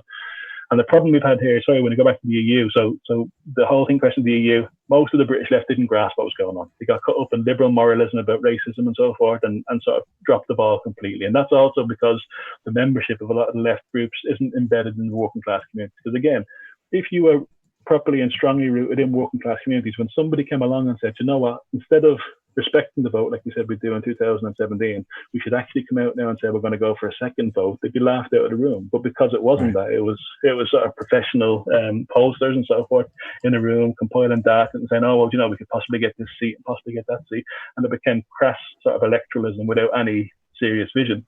But in terms of what Corona has done to the EU, so for the last few years, as the Brexit debate has dragged on here, I've been involved in a number of discussions, and in almost all of them, I said to people that I'd be very surprised if the EU survives as it's currently constituted when the next crisis hits. So the last crisis of 2008 and the Eurozone crisis and the treatment of Greece, of Spain, of Portugal, of Italy, of Ireland really exposed the contradictions at the heart of the EU, the sort of core periphery divergence, the sort of inequality between states, the inequality of power and so forth. And it was very unlikely that when the next crisis hit, that those institutions would survive. And we've seen just in the last few days, Corona has hit. It's unprecedented. So it's not. I'm sure you've heard or read Rob Wallace's work on the coronavirus and so forth. And if anybody's looking to get a sort of serious grasp on what's going on, Rob Wallace's work is excellent. So the fact that the crisis wasn't unanticipated, the nature of this particular crisis is surprising in terms of how it turned up in the form of this virus and so forth, and unprecedented in that sense. And the cost of it in terms of what it's done to the economies. You've seen some of the headline figures sort of from Wall Street, the sort of loss of 27% of value in the second quarter. The UK economy is due to contract by 35% this year. One estimate that the EU states collectively will need to spend 1.5 trillion just this year in order to keep things on track. Now, one response to that is the states in the EU, Italy in particular, France also even, who have suffered over the last 10 years with austerity imposed by the EU and who are in a weak position financially and economically, asked, playing back this language of European solidarity and so forth, asked the burden of meeting the coronavirus crisis be shared amongst the member states. They were pushing the idea of corona bonds, so that basically it would allow all of the member states of the EU to pool their resources and to an extent pool their liabilities, which would allow these governments in the poorer countries to borrow at lower interest rates and to not worry about massive debts on the other side of the crisis. Well, that was shot down straight away by the Dutch and crucially by the Germans.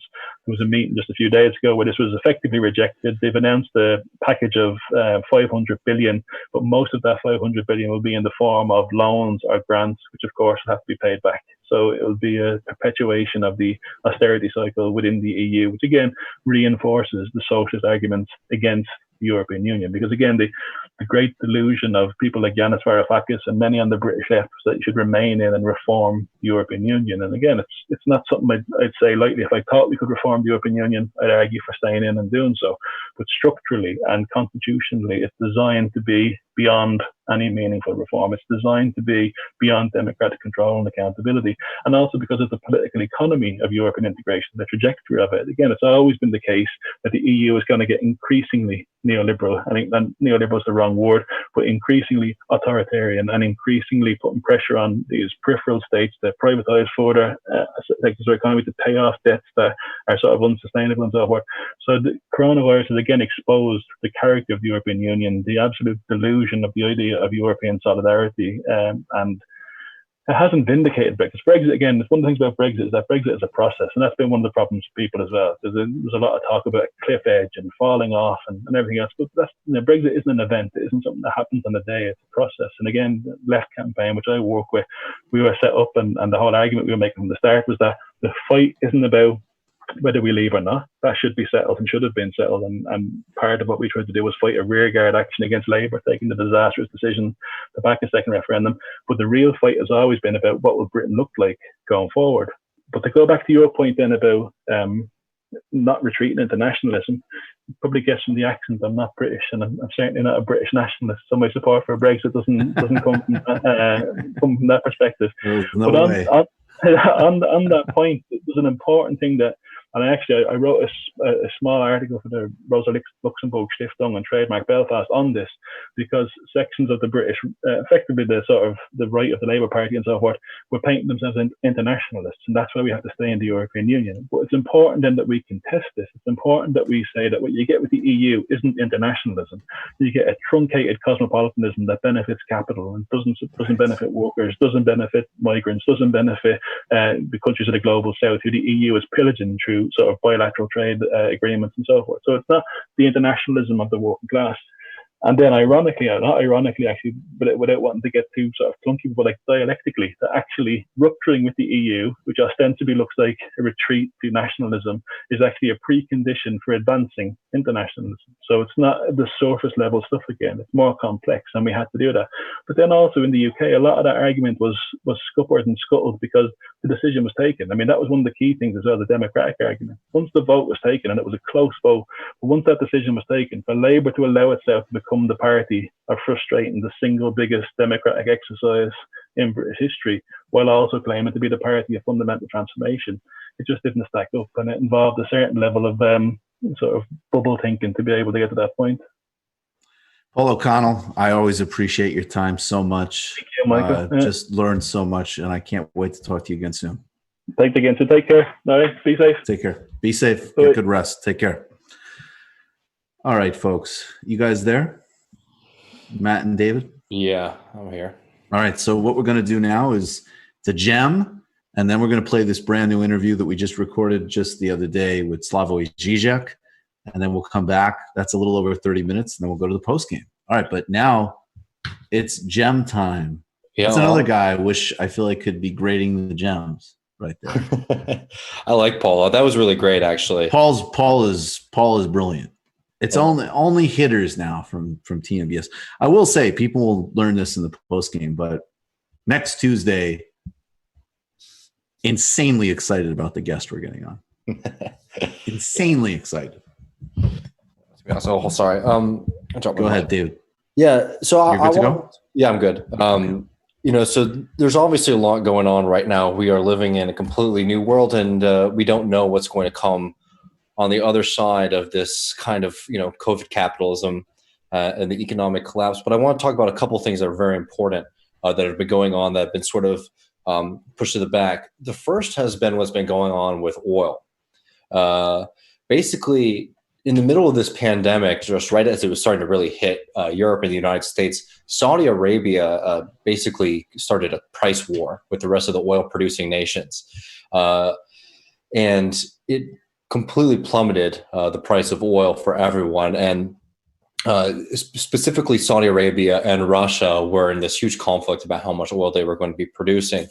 So I bring this up because Donald Trump has surprisingly stepped in and has negotiated this massive new agreement with the majority of the oil-producing nations. And it's been very interesting to see what happens. First of all, just recently, the deal was announced on Sunday, and just today, oil actually dropped below $20 a barrel, which is historically low. And low oil prices mean that it's not very profitable to drill, and it means that the many people who are employed in the oil industry they face layoffs and things like that. So it's very significant, even though we want to push for a post-carbon future. This is a significant part of the global economy. So basically what happened in this agreement was the majority of countries at OPEC, what they're calling OPEC Plus, have now agreed to drastically cut the amount of oil that they're producing. They're going to be cutting around 9.7 million barrels a day of oil production, which is massive. It's the largest oil output cut ever in history. And it's been very interesting to see how that has happened on the geopolitical level, and also specifically what it means for the U.S.-Saudi relations. David, just real quick, because so just to be really clear, you might think superficially, because like from a U.S. consumer perspective, I guess it doesn't really make a difference now because people are there's less energy consumption, but lower oil prices means you can fill your tank up for less. So that's a good thing. Trump is concerned though, because if the glut that was produced by overproduction and the Saudi play not only could lead to layoffs, but it can undermine the U.S. shale market and U.S. domestic production. So that's what he's really concerned about. That's right? 100%. And it seems very clear that those are the people who are calling the shots behind the scenes. So the geopolitical note that I wanted to mention was that the United States, basically, the United States senators from this was reported in the Financial Times, senators from the major oil producing states in the U.S. were on the phone with the Saudis. And they threatened that if the Saudi Arabians do not come to the table and dramatically shift their practices, that the United States is going to reevaluate their entire relationship with Saudi Arabia. So this has basically been a massive geopolitical story that has been, very much on the back burner, obviously because of what we're facing. But it's just another thing that's happening at the worst possible time for the global economy. So that's happening. And then JP Morgan and Wells Fargo just released their recent quarter reports. JP Morgan reported that they had lost 69% of their net income. Wells Fargo, 89%. The IMF came out today and they said their outlook for the next few months is the worst outlook since the 1930s. The IMF estimates that economies across the globe, they're going to see their economy shrink by 5%. And for countries in the advanced capitalist countries, around 6.1%. So we're seeing a squeeze on oil and we're seeing a squeeze on finance capital happening at a time when, because of policies, for example, by the Obama administration and by the flawed recovery that we have an entire economy based on corporations that are very much like the WeWork model, right? Where there's a bunch of nonsense saying that they're a tech company, but fundamentally they're a real estate company with very shaky path to profitability. WeWork just announced that to their workers that there's likely going to be many layoffs in the near future. So we're going to see a squeeze on finance, and we're also seeing a squeeze on business, and a lot of business that has been on very shaky ground for a very long time. They're holding massive amounts of debts. They're holding investments that don't seem like they're going to pan out, and their business models are fundamentally unprofitable. Now, what does this mean for us? It means that the federal government and the international community understand that a lot of coordination is going to be needed to be done in the near future. But this coordination is not necessarily going to be something that's going to be beneficial for working class Americans or working class people. And there has been no fundamental shift in the conception of what has led to this crisis, right? Obviously, coronavirus and the COVID crisis created the crisis where people had to start looking at their balance sheets. So these massive corporations that are holding a lot of unprofitable investments were participating in kind of wasteful activities, and we're just holding lots of debt. Now we're having to look at their balance sheet. But that kind of toxic behavior has been developed over the past few decades. The just-in-time production models have been developed over a period of time when stability and even long-term profitability were not on anyone's mind. It was always about making as much short-term profit as you can in an environment that was encouraged by the United States by keeping the price of money very cheap. So look, we're going to see a bunch of nonsense from the federal government, but something that is not going to happen unless we start demanding it, is going to be a fundamental shift in our economic relationships. And that's what fundamentally matters. These people, you should read some of the op-eds that are going in the Financial Times, Wall Street Journal, and Bloomberg recently. People think that this is going to be a short little blip and this is a huge opportunity, right? They do not recognize that across the board, this kind of capitalism on steroids that has sprinted into the most speculative aspects of the economy, basically finance, that all this movement in our economic system towards that part of the economic pie, the economic community, means that these crises are going to hit much harder, and they're going to continue to grow exponentially unless we fundamentally change the dynamics of our relationship to finance capital and our addiction to cheap money. So I just wanted to put out a couple things real quick on a hopeful level, that like, what could we do if we were in a situation where we had a kind of progressive government, progressive coalition? Fundamentally, what are we going to need to do after this crisis? We're going to need to get people to work. So many people who've been working in precarious jobs, because this economy created precarious jobs, because that was the only place to put the majority of people, so that you could still have consumers while still maintaining the power dynamic of a few people owning everything in society. People are going to need to work. We need a federal jobs guarantee for sure. We need to be mobilizing people on a massive scale, because once this is over, once this crisis is over and we're all able to get out of quarantine, there's going to be a lot of people who don't have jobs, and they do not have any access to the capital markets, which is the only thing that they're going to be propping up. Two, if we had a progressive government, we could be taking over the oil and gas corporations. Now, I know we're not in a situation like that, but it's important for us to start thinking about what would we do if we were in power. And three, there's going to need to be a lot of bailouts, and there are going to be a lot of bankruptcies in the near future. The federal government should come in, and they say they will buy these companies out, and they will give the companies, they will create an entity that allows those companies to then be owned by their own workers.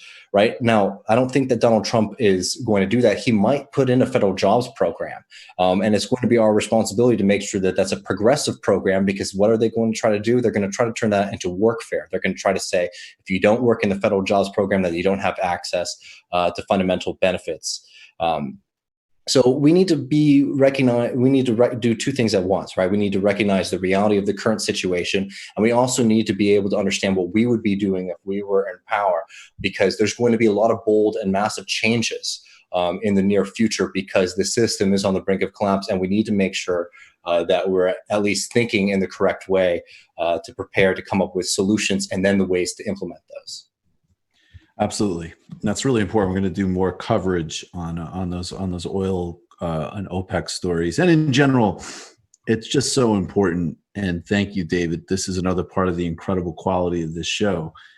Really, like, don't be intimidated by economics, because it's nothing to be intimidated by. Mm-hmm. But it's very important. Like, if folks on the left spent a hell of a lot more time reading the Wall Street Journal and the Financial Times, we would be much better off. So it's really important to have a fluency in this stuff, because this is how things actually work. All right, folks, let me just say again, if you're watching this and you haven't yet, smash the like button, hit us with a super chat donation. It keeps everything moving along. And guys, we still have the goal and we still have the focus. We got to hit 4,000 patrons. We do an incredible amount of work. The weekly main show that we do every week of over 2 hours, and then obviously the post game, it's usually over 4 hours. But is a huge amount of work, and there's a lot of attention put into it, and then obviously all the other shows that we do. So it's really important to keep growing it, keep sustaining it. Obviously, look, we're fine if you're in a position where you can't. Zero problem. Throw us a like, subscribe on iTunes, whatever. Write us a review on iTunes. Throw us a like. Spread the word. This is all great. If you can, though. Maybe you just stopped your monthly donation to Bernie. It's time to patron up to TMBS. This is actually a piece of the puzzle here. Check out my new show on Saturdays on the Jacobin with Anna Kasparian, weekends with Anna Kasparian and Michael Brooks, and other projects I'll be doing with Jacobin, and everything else. But now we're going to play this interview with Slavoj Žižek. It's about 30 minutes. I'm really excited about it. And then we're going to go to the post game. Just keep powering through. So guys, how are we going to do this? Matt? Matt? Quick break, and we're going to go live with Žižek. So are we leaving this meeting? Okay. All right, folks. Okay, cool.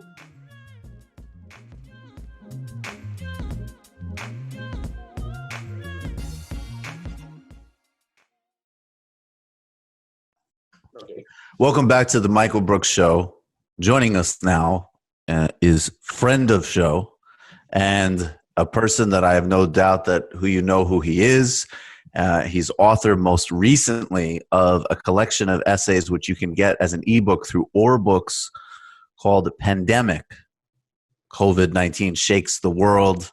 Slavoj Žižek, thank you for joining us over this questionable technology from Slovenia to Brooklyn. Thanks very much. You know what happened with this technology in Singapore? It's yes, go tell us. Joke in this. They used it for teaching in elementary schools, but somebody hacked it and put pornographic images into it, so they prohibited it. Oh, that's not just Singapore. That is happening everywhere. Oh my God, yes, absolutely. It's the chat roulette days are back. Slavoj, what about? Let's just talk very broadly first. You have been someone who's always focused a lot on the commons, which I think is very important in terms of understanding where we are. When you look at the bailouts and the sort of consolidations that are coming, particularly in the United States, what do you see as the long-term economic consequences of the pandemic? Well, things are, in very sad sense, pretty ironic now. Conservative politicians are doing things which, if left democratic politicians were to do it, he would be accused of introducing communism or whatever, and so on and so on. Boris Johnson temporarily nationalized the British railways. Trump is now invoking that Cold War law which allows him to give direction to run industry and so on, all that stuff. So obviously, as even such a guy who he admits it, he admires capitalism, like Bill Gates, he wrote in a recent short comment that obviously markets cannot do the job. You need a whole set of measures which, and I don't use this, what I will say now, for praising communism and so on. We will enter, if you ask me, and again, I'm not glad about it, it will be a sad period.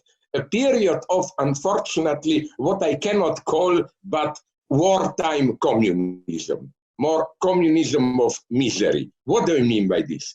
Isn't it clear that in order for our societies to more or less survive in an orderly way, you have to take care, or the state together with people and so on, you have to guarantee that some basic things will function. Not only healthcare for all, and even Bill Gates admits it here.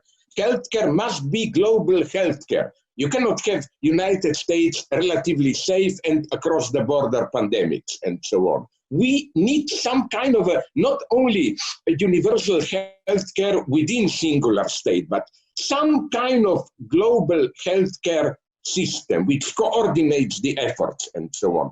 This means scientific research, collaboration. This means a coordination of who is producing respirators, masks, all that stuff and so on. But this is not all. Next thing, now, and this is almost a touching, I almost cried Marxist moment for me, how we became aware of how false the formula lockdown is. Are we aware how many people whom we simply didn't notice have to go on working so that we can be, nobody is really safe, relatively safe in our isolated apartments. Food delivery, electricity, trash, not to some healthcare and so on. So it's lockdown is an option for a privileged minority. Look at the situation in India, where they tried to do a lockdown and it turned ridicule. Because what about, we are talking, I read, about millions of people who simply in big cities like Mumbai, New Delhi, didn't even have a home. They simply were selling something on the street. They were sleeping there in a corner. So what does it mean, go home for them? Not to mention, of course, all the millions of refugees, all about Middle East and at other places. They cannot self-isolate. They don't have a place where to isolate and so on. So this is the first thing. This is now, and here markets cannot do the job. We cannot say, oh, do we have enough money for this? No, we have to think in different terms.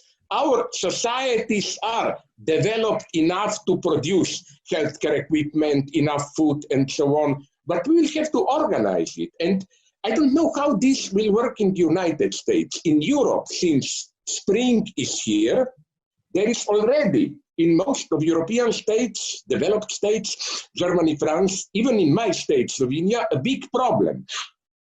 Spring harvest is approaching. We were all relying on immigrant guest workers from other less developed parts, like, I don't know, hundreds of thousands of people from Spain and southern Italy came to France and so on. Now, because there is a lockdown, they cannot do it. How to do it? Up to a point, you can do it with volunteers. But food provision is crucial. Who knows? Maybe some kind of almost wartime mobilization will be needed. Young people who are now unemployed and so on will have to be literally mobilized. So, and then another thing, this is one of the few bright spots. What people from Latin America, from Spain, and even from southern Italy, my links there are telling me, how all those organizations that we usually like to dismiss as simply crime organizations proved quite efficient. For example, do you know in Sicily who is now distributing freely food to the poor? Of course, probably with their own calculation. It's mafia. Yep. And the most beautiful thing, it almost made me cry. You know, a friend from Rio de Janeiro wrote to me, you know, in favelas there, gangs who are usually fighting for the territory, they concluded peace and are organizing help for destitute lone people there, and so on and so on. So my point is what?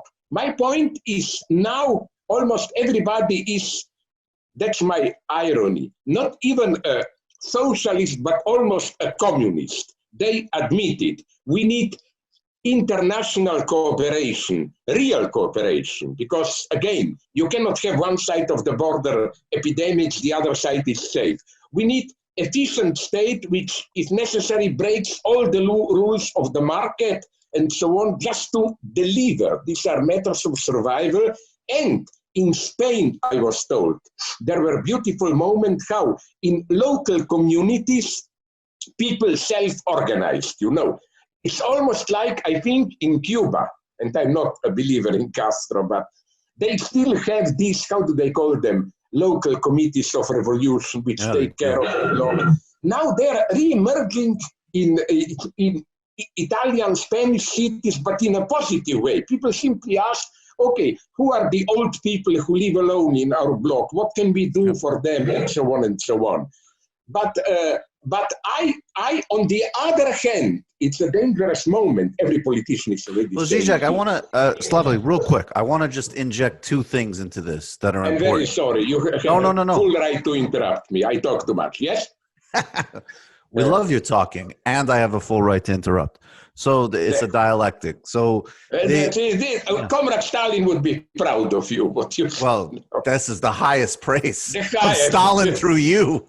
But this also reminds me of this book that came out called The People's Republic of Walmart, how the world's largest corporation are laying the foundation of socialism.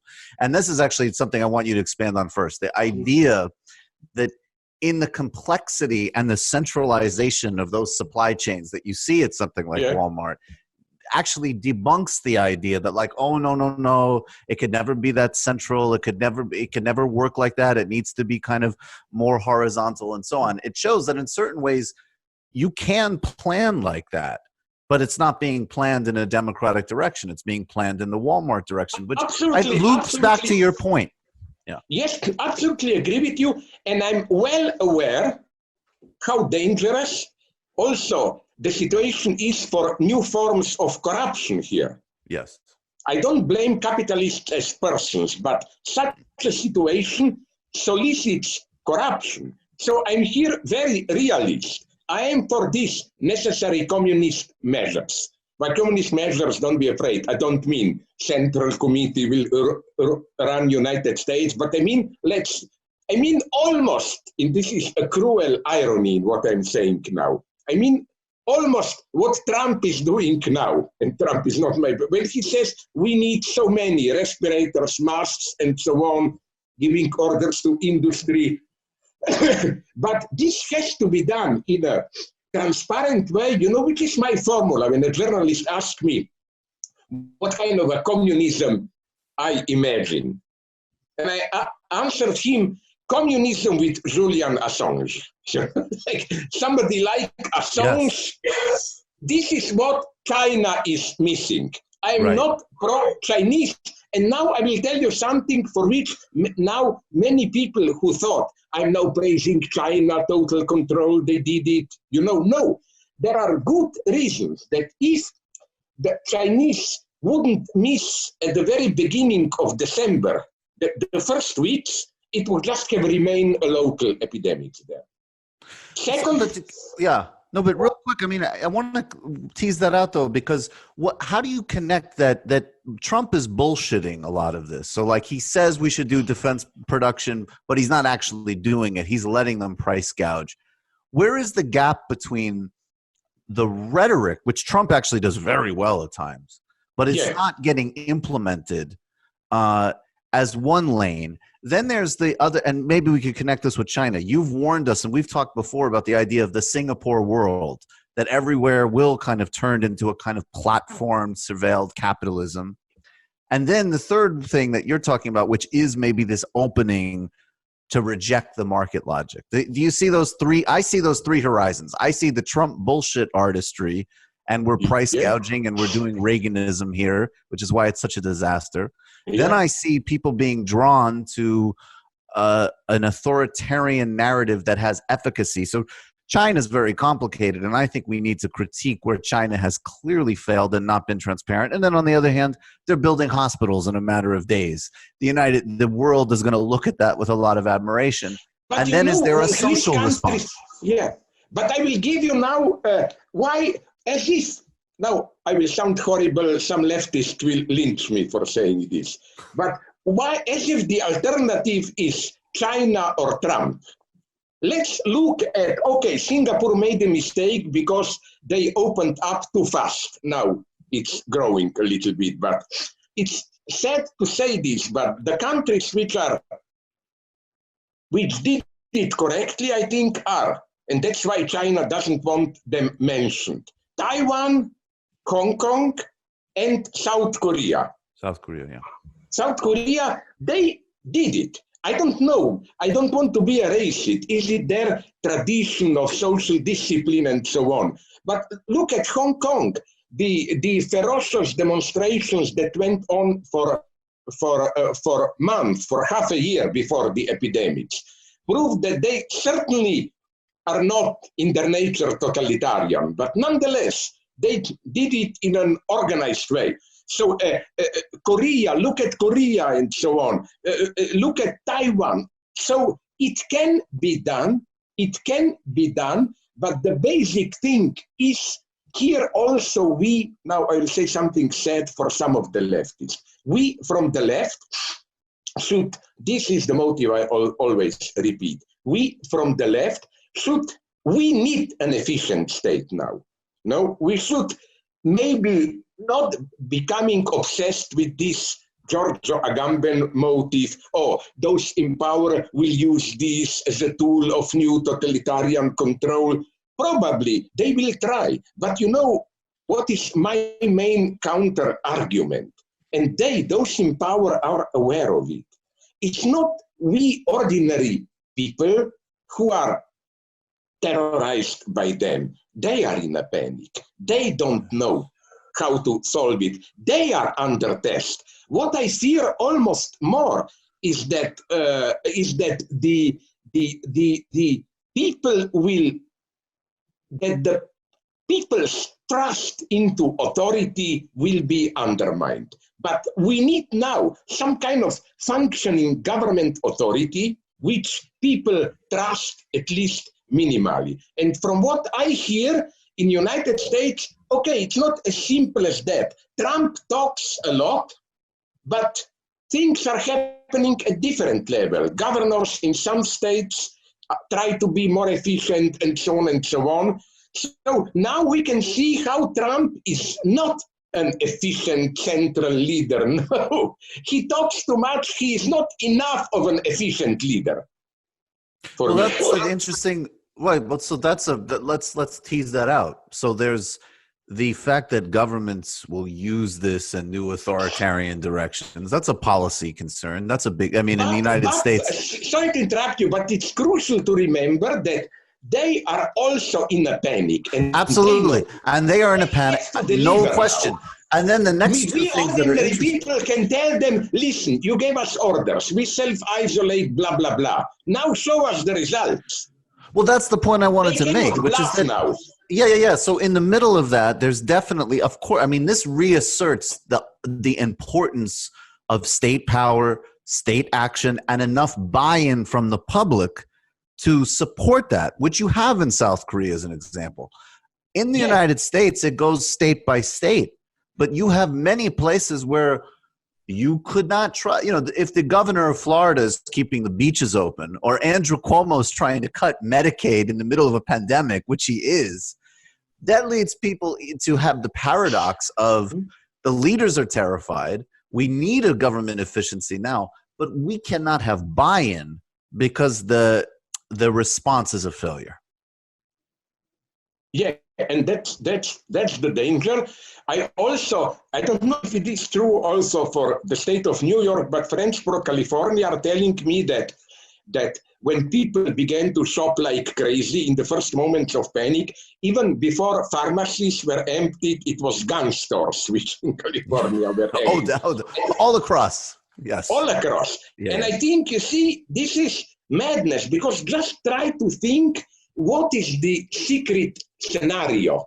What situation do they fear? They have seen probably too many Hollywood movies or what, and they think of the epidemics in these old categories of crazy infected zombies attacking your house. You need enough guns to protect it. It doesn't work like that. The second thing that I worry about is, again, the long-term economic consequences. For example, as I said, we will need really some measures of, I hope it will not be as bad as it was in the old times of communism, wartime communism. By this, I mean the state has the right, if necessary, to mobilize people, to distribute food, and so on and so on. I think this can be done if there is enough trust between people and state apparatuses. This can be done even in an enthusiastic way. For example, okay, don't mention to me Boris Johnson. He screwed it up. That's why England will have more debt than Spain and Italy. But nonetheless, it was a nice moment when they appealed to young people to offer their services as volunteers. Instantly, around 500,000 people volunteered. Yes. And once you trigger this is my hope. It will be a poor time. I'm not talking now we will have communism in this emphatic leftist sense, society of affluence and so on and so on. I'm just saying, my God, what Bill Gates is saying. Markets cannot do the job here. And Even the state with only more authoritarian measures cannot do it, because then people will react, not take it seriously, and so on and so on. It's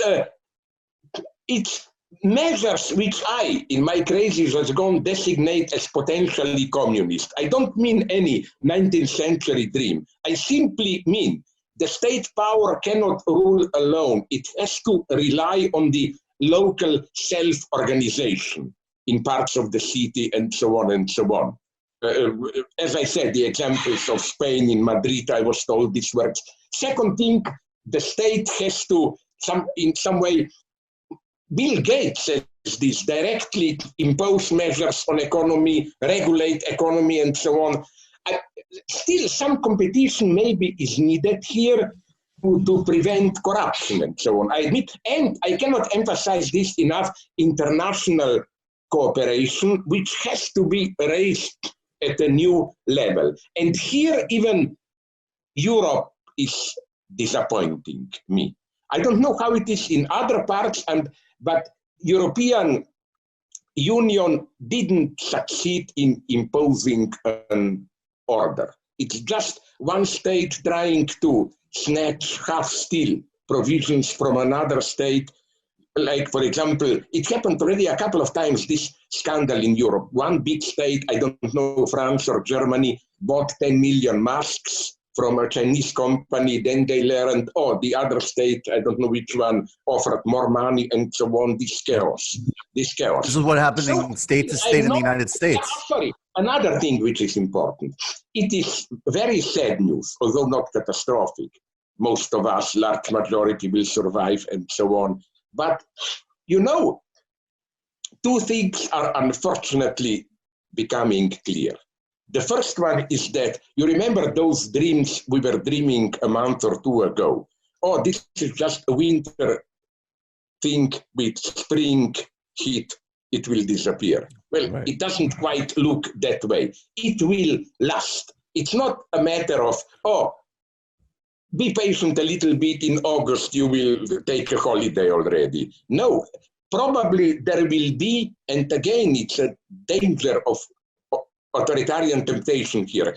Probably we will have to get classified, like people like me. I'm 71 with diabetes and so on. You stay isolated as long as possible. Others and so on can do it. What interests me, because you know what's the tragedy of what you mentioned, exit strategy. The tragedy is that we don't know enough to plan it, and we are de facto making experiments. For example, in Europe, all our eyes are now turned towards Sweden because they opted not for total closure. Restaurants, schools still work. It looked bad. Now it doesn't look so bad. Numbers of death, the number of those who die are falling and so on and so on. But again, you cannot trust all these official statistics. So again, my crazy formula, communism with Julian Assange. I love it. Yeah. Real quick, Slavoj, just in the last couple of minutes, I like this idea of communism with Julian Assange. I also want to say, and we've covered this on the show, the United States has, this is the most despicable thing I've seen, has actually gone and sent out ships to intervene and take a philanthropist was sending a handful of oxygen masks to Barbados. A U.S. ship blocked it, took it back to the United States. So there are these anti-international obscenities taking place. But as a lesson for the left, and just take a minute or two and then we'll wrap up, but I really think this is important. The habit that we have is to always go to a place of defeat or hopelessness. This is a terrible psychology of having the possibility to win, frankly. So when you talk about recognizing that those in power are panicked and terrified, what is the psychological payoff for us to not see that and maybe change our habits around recognizing that we aren't just the ones that are panicked. We aren't just the ones that are on the receiving end. There's possibility outside for those who want to move in a left direction as well. Does that make sense? Here, okay, yes. I think it has to be done in a mutual way. Those in power have to realize that they cannot do it without us people trusting them, and vice versa, and so on. It's clear from the successful cases, like relatively successful, like South Korea, Taiwan, Norway up to a point, New Zealand. New Zealand, for example, there is a tremendous amount of trust between, let's say, government and ordinary people. But can I briefly conclude with a story that Please. I think brings together the danger? It's an old story, pseudo-Oriental, quoted by the British playwright and writer Somerset Maugham. You maybe know it. There is a John O'Hara novel, Appointment in Samara. An ordinary servant encounters on a market in Samara Death. And Death looks at him, shocked. And the guy runs away to his master and says, Dad wanted to kill me on the market. Please, I want to escape to Samara, ride all the night, and blah, blah, blah. And then the angry boss of that servant goes to the market and asks Dad, why did you frighten? Why do you want to kill my servant? And the Dad answers, you know what? No, my gaze was not anger. It was a surprise. Why is he here when tomorrow I have an appointment with him in Samara? The guy escaping, So that's the danger with this opening and so on.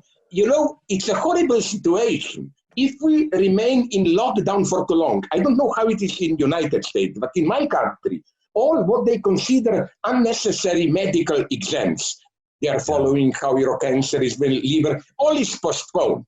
And this will be then, that it's quite possible, if this pandemic will not be too heavy, that there will be much more damage at that level. So that, we see death, which is pandemic, we run to Samara, appointment with Samara is then economic consequences then. That's the problem. How to find, and again, there are small signs of hope, New Zealand, Taiwan, and so on, that it can be done. It's a very fragile line of opening. Here, I even agreed, sorry for this obscenities, with Trump, who said that country cannot be eternally into a lockdown. This is typical upper class idea. Lockdown means all those invisible providers still work. Some kind of opening we have to do, but how to do it? And this is the main challenge. Slavoj Žižek, we really appreciate you.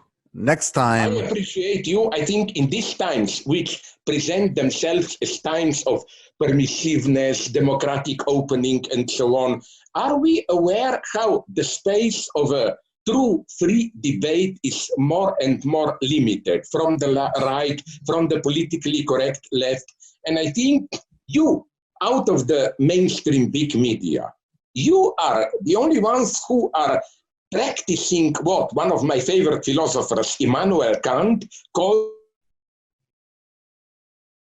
public use of reason. By this, he didn't mean state as representative of the public. He meant a piece outside institutional control. This is needed more than ever today, not to sow the usual mistrust into state, but precisely to keep the relations transparent, to develop the mutual trust between sides. Because you know what's the problem? Politics remains, sorry, just to conclude an important thing. I agree with Greta science. But scientists themselves, and it's not just that some of them are bribed, scientists themselves are not of one opinion. They are divided. These decisions, do we open? How many lives do we risk if we abolish? And to what degree should we abolish the lockdown and so on? These are not simply scientific decisions. Politics enters here. So I don't agree with those who claim now it's just efficient government and science. No, politics is happening now, as you see in the United States. Slavoj, can I just sign off and give you a really quick joke? We'll take you 20 seconds and then we'll go. But Absolutely. all right, I'm inspired to tell you this joke. And I will tell everybody again, for anybody gets concerned, I have Jewish background, but I love this joke. A handful of middle-aged Jewish ladies are out for lunch, and the waiter comes in the middle of the meal and he says, "Is anything okay?" This is my favorite right now.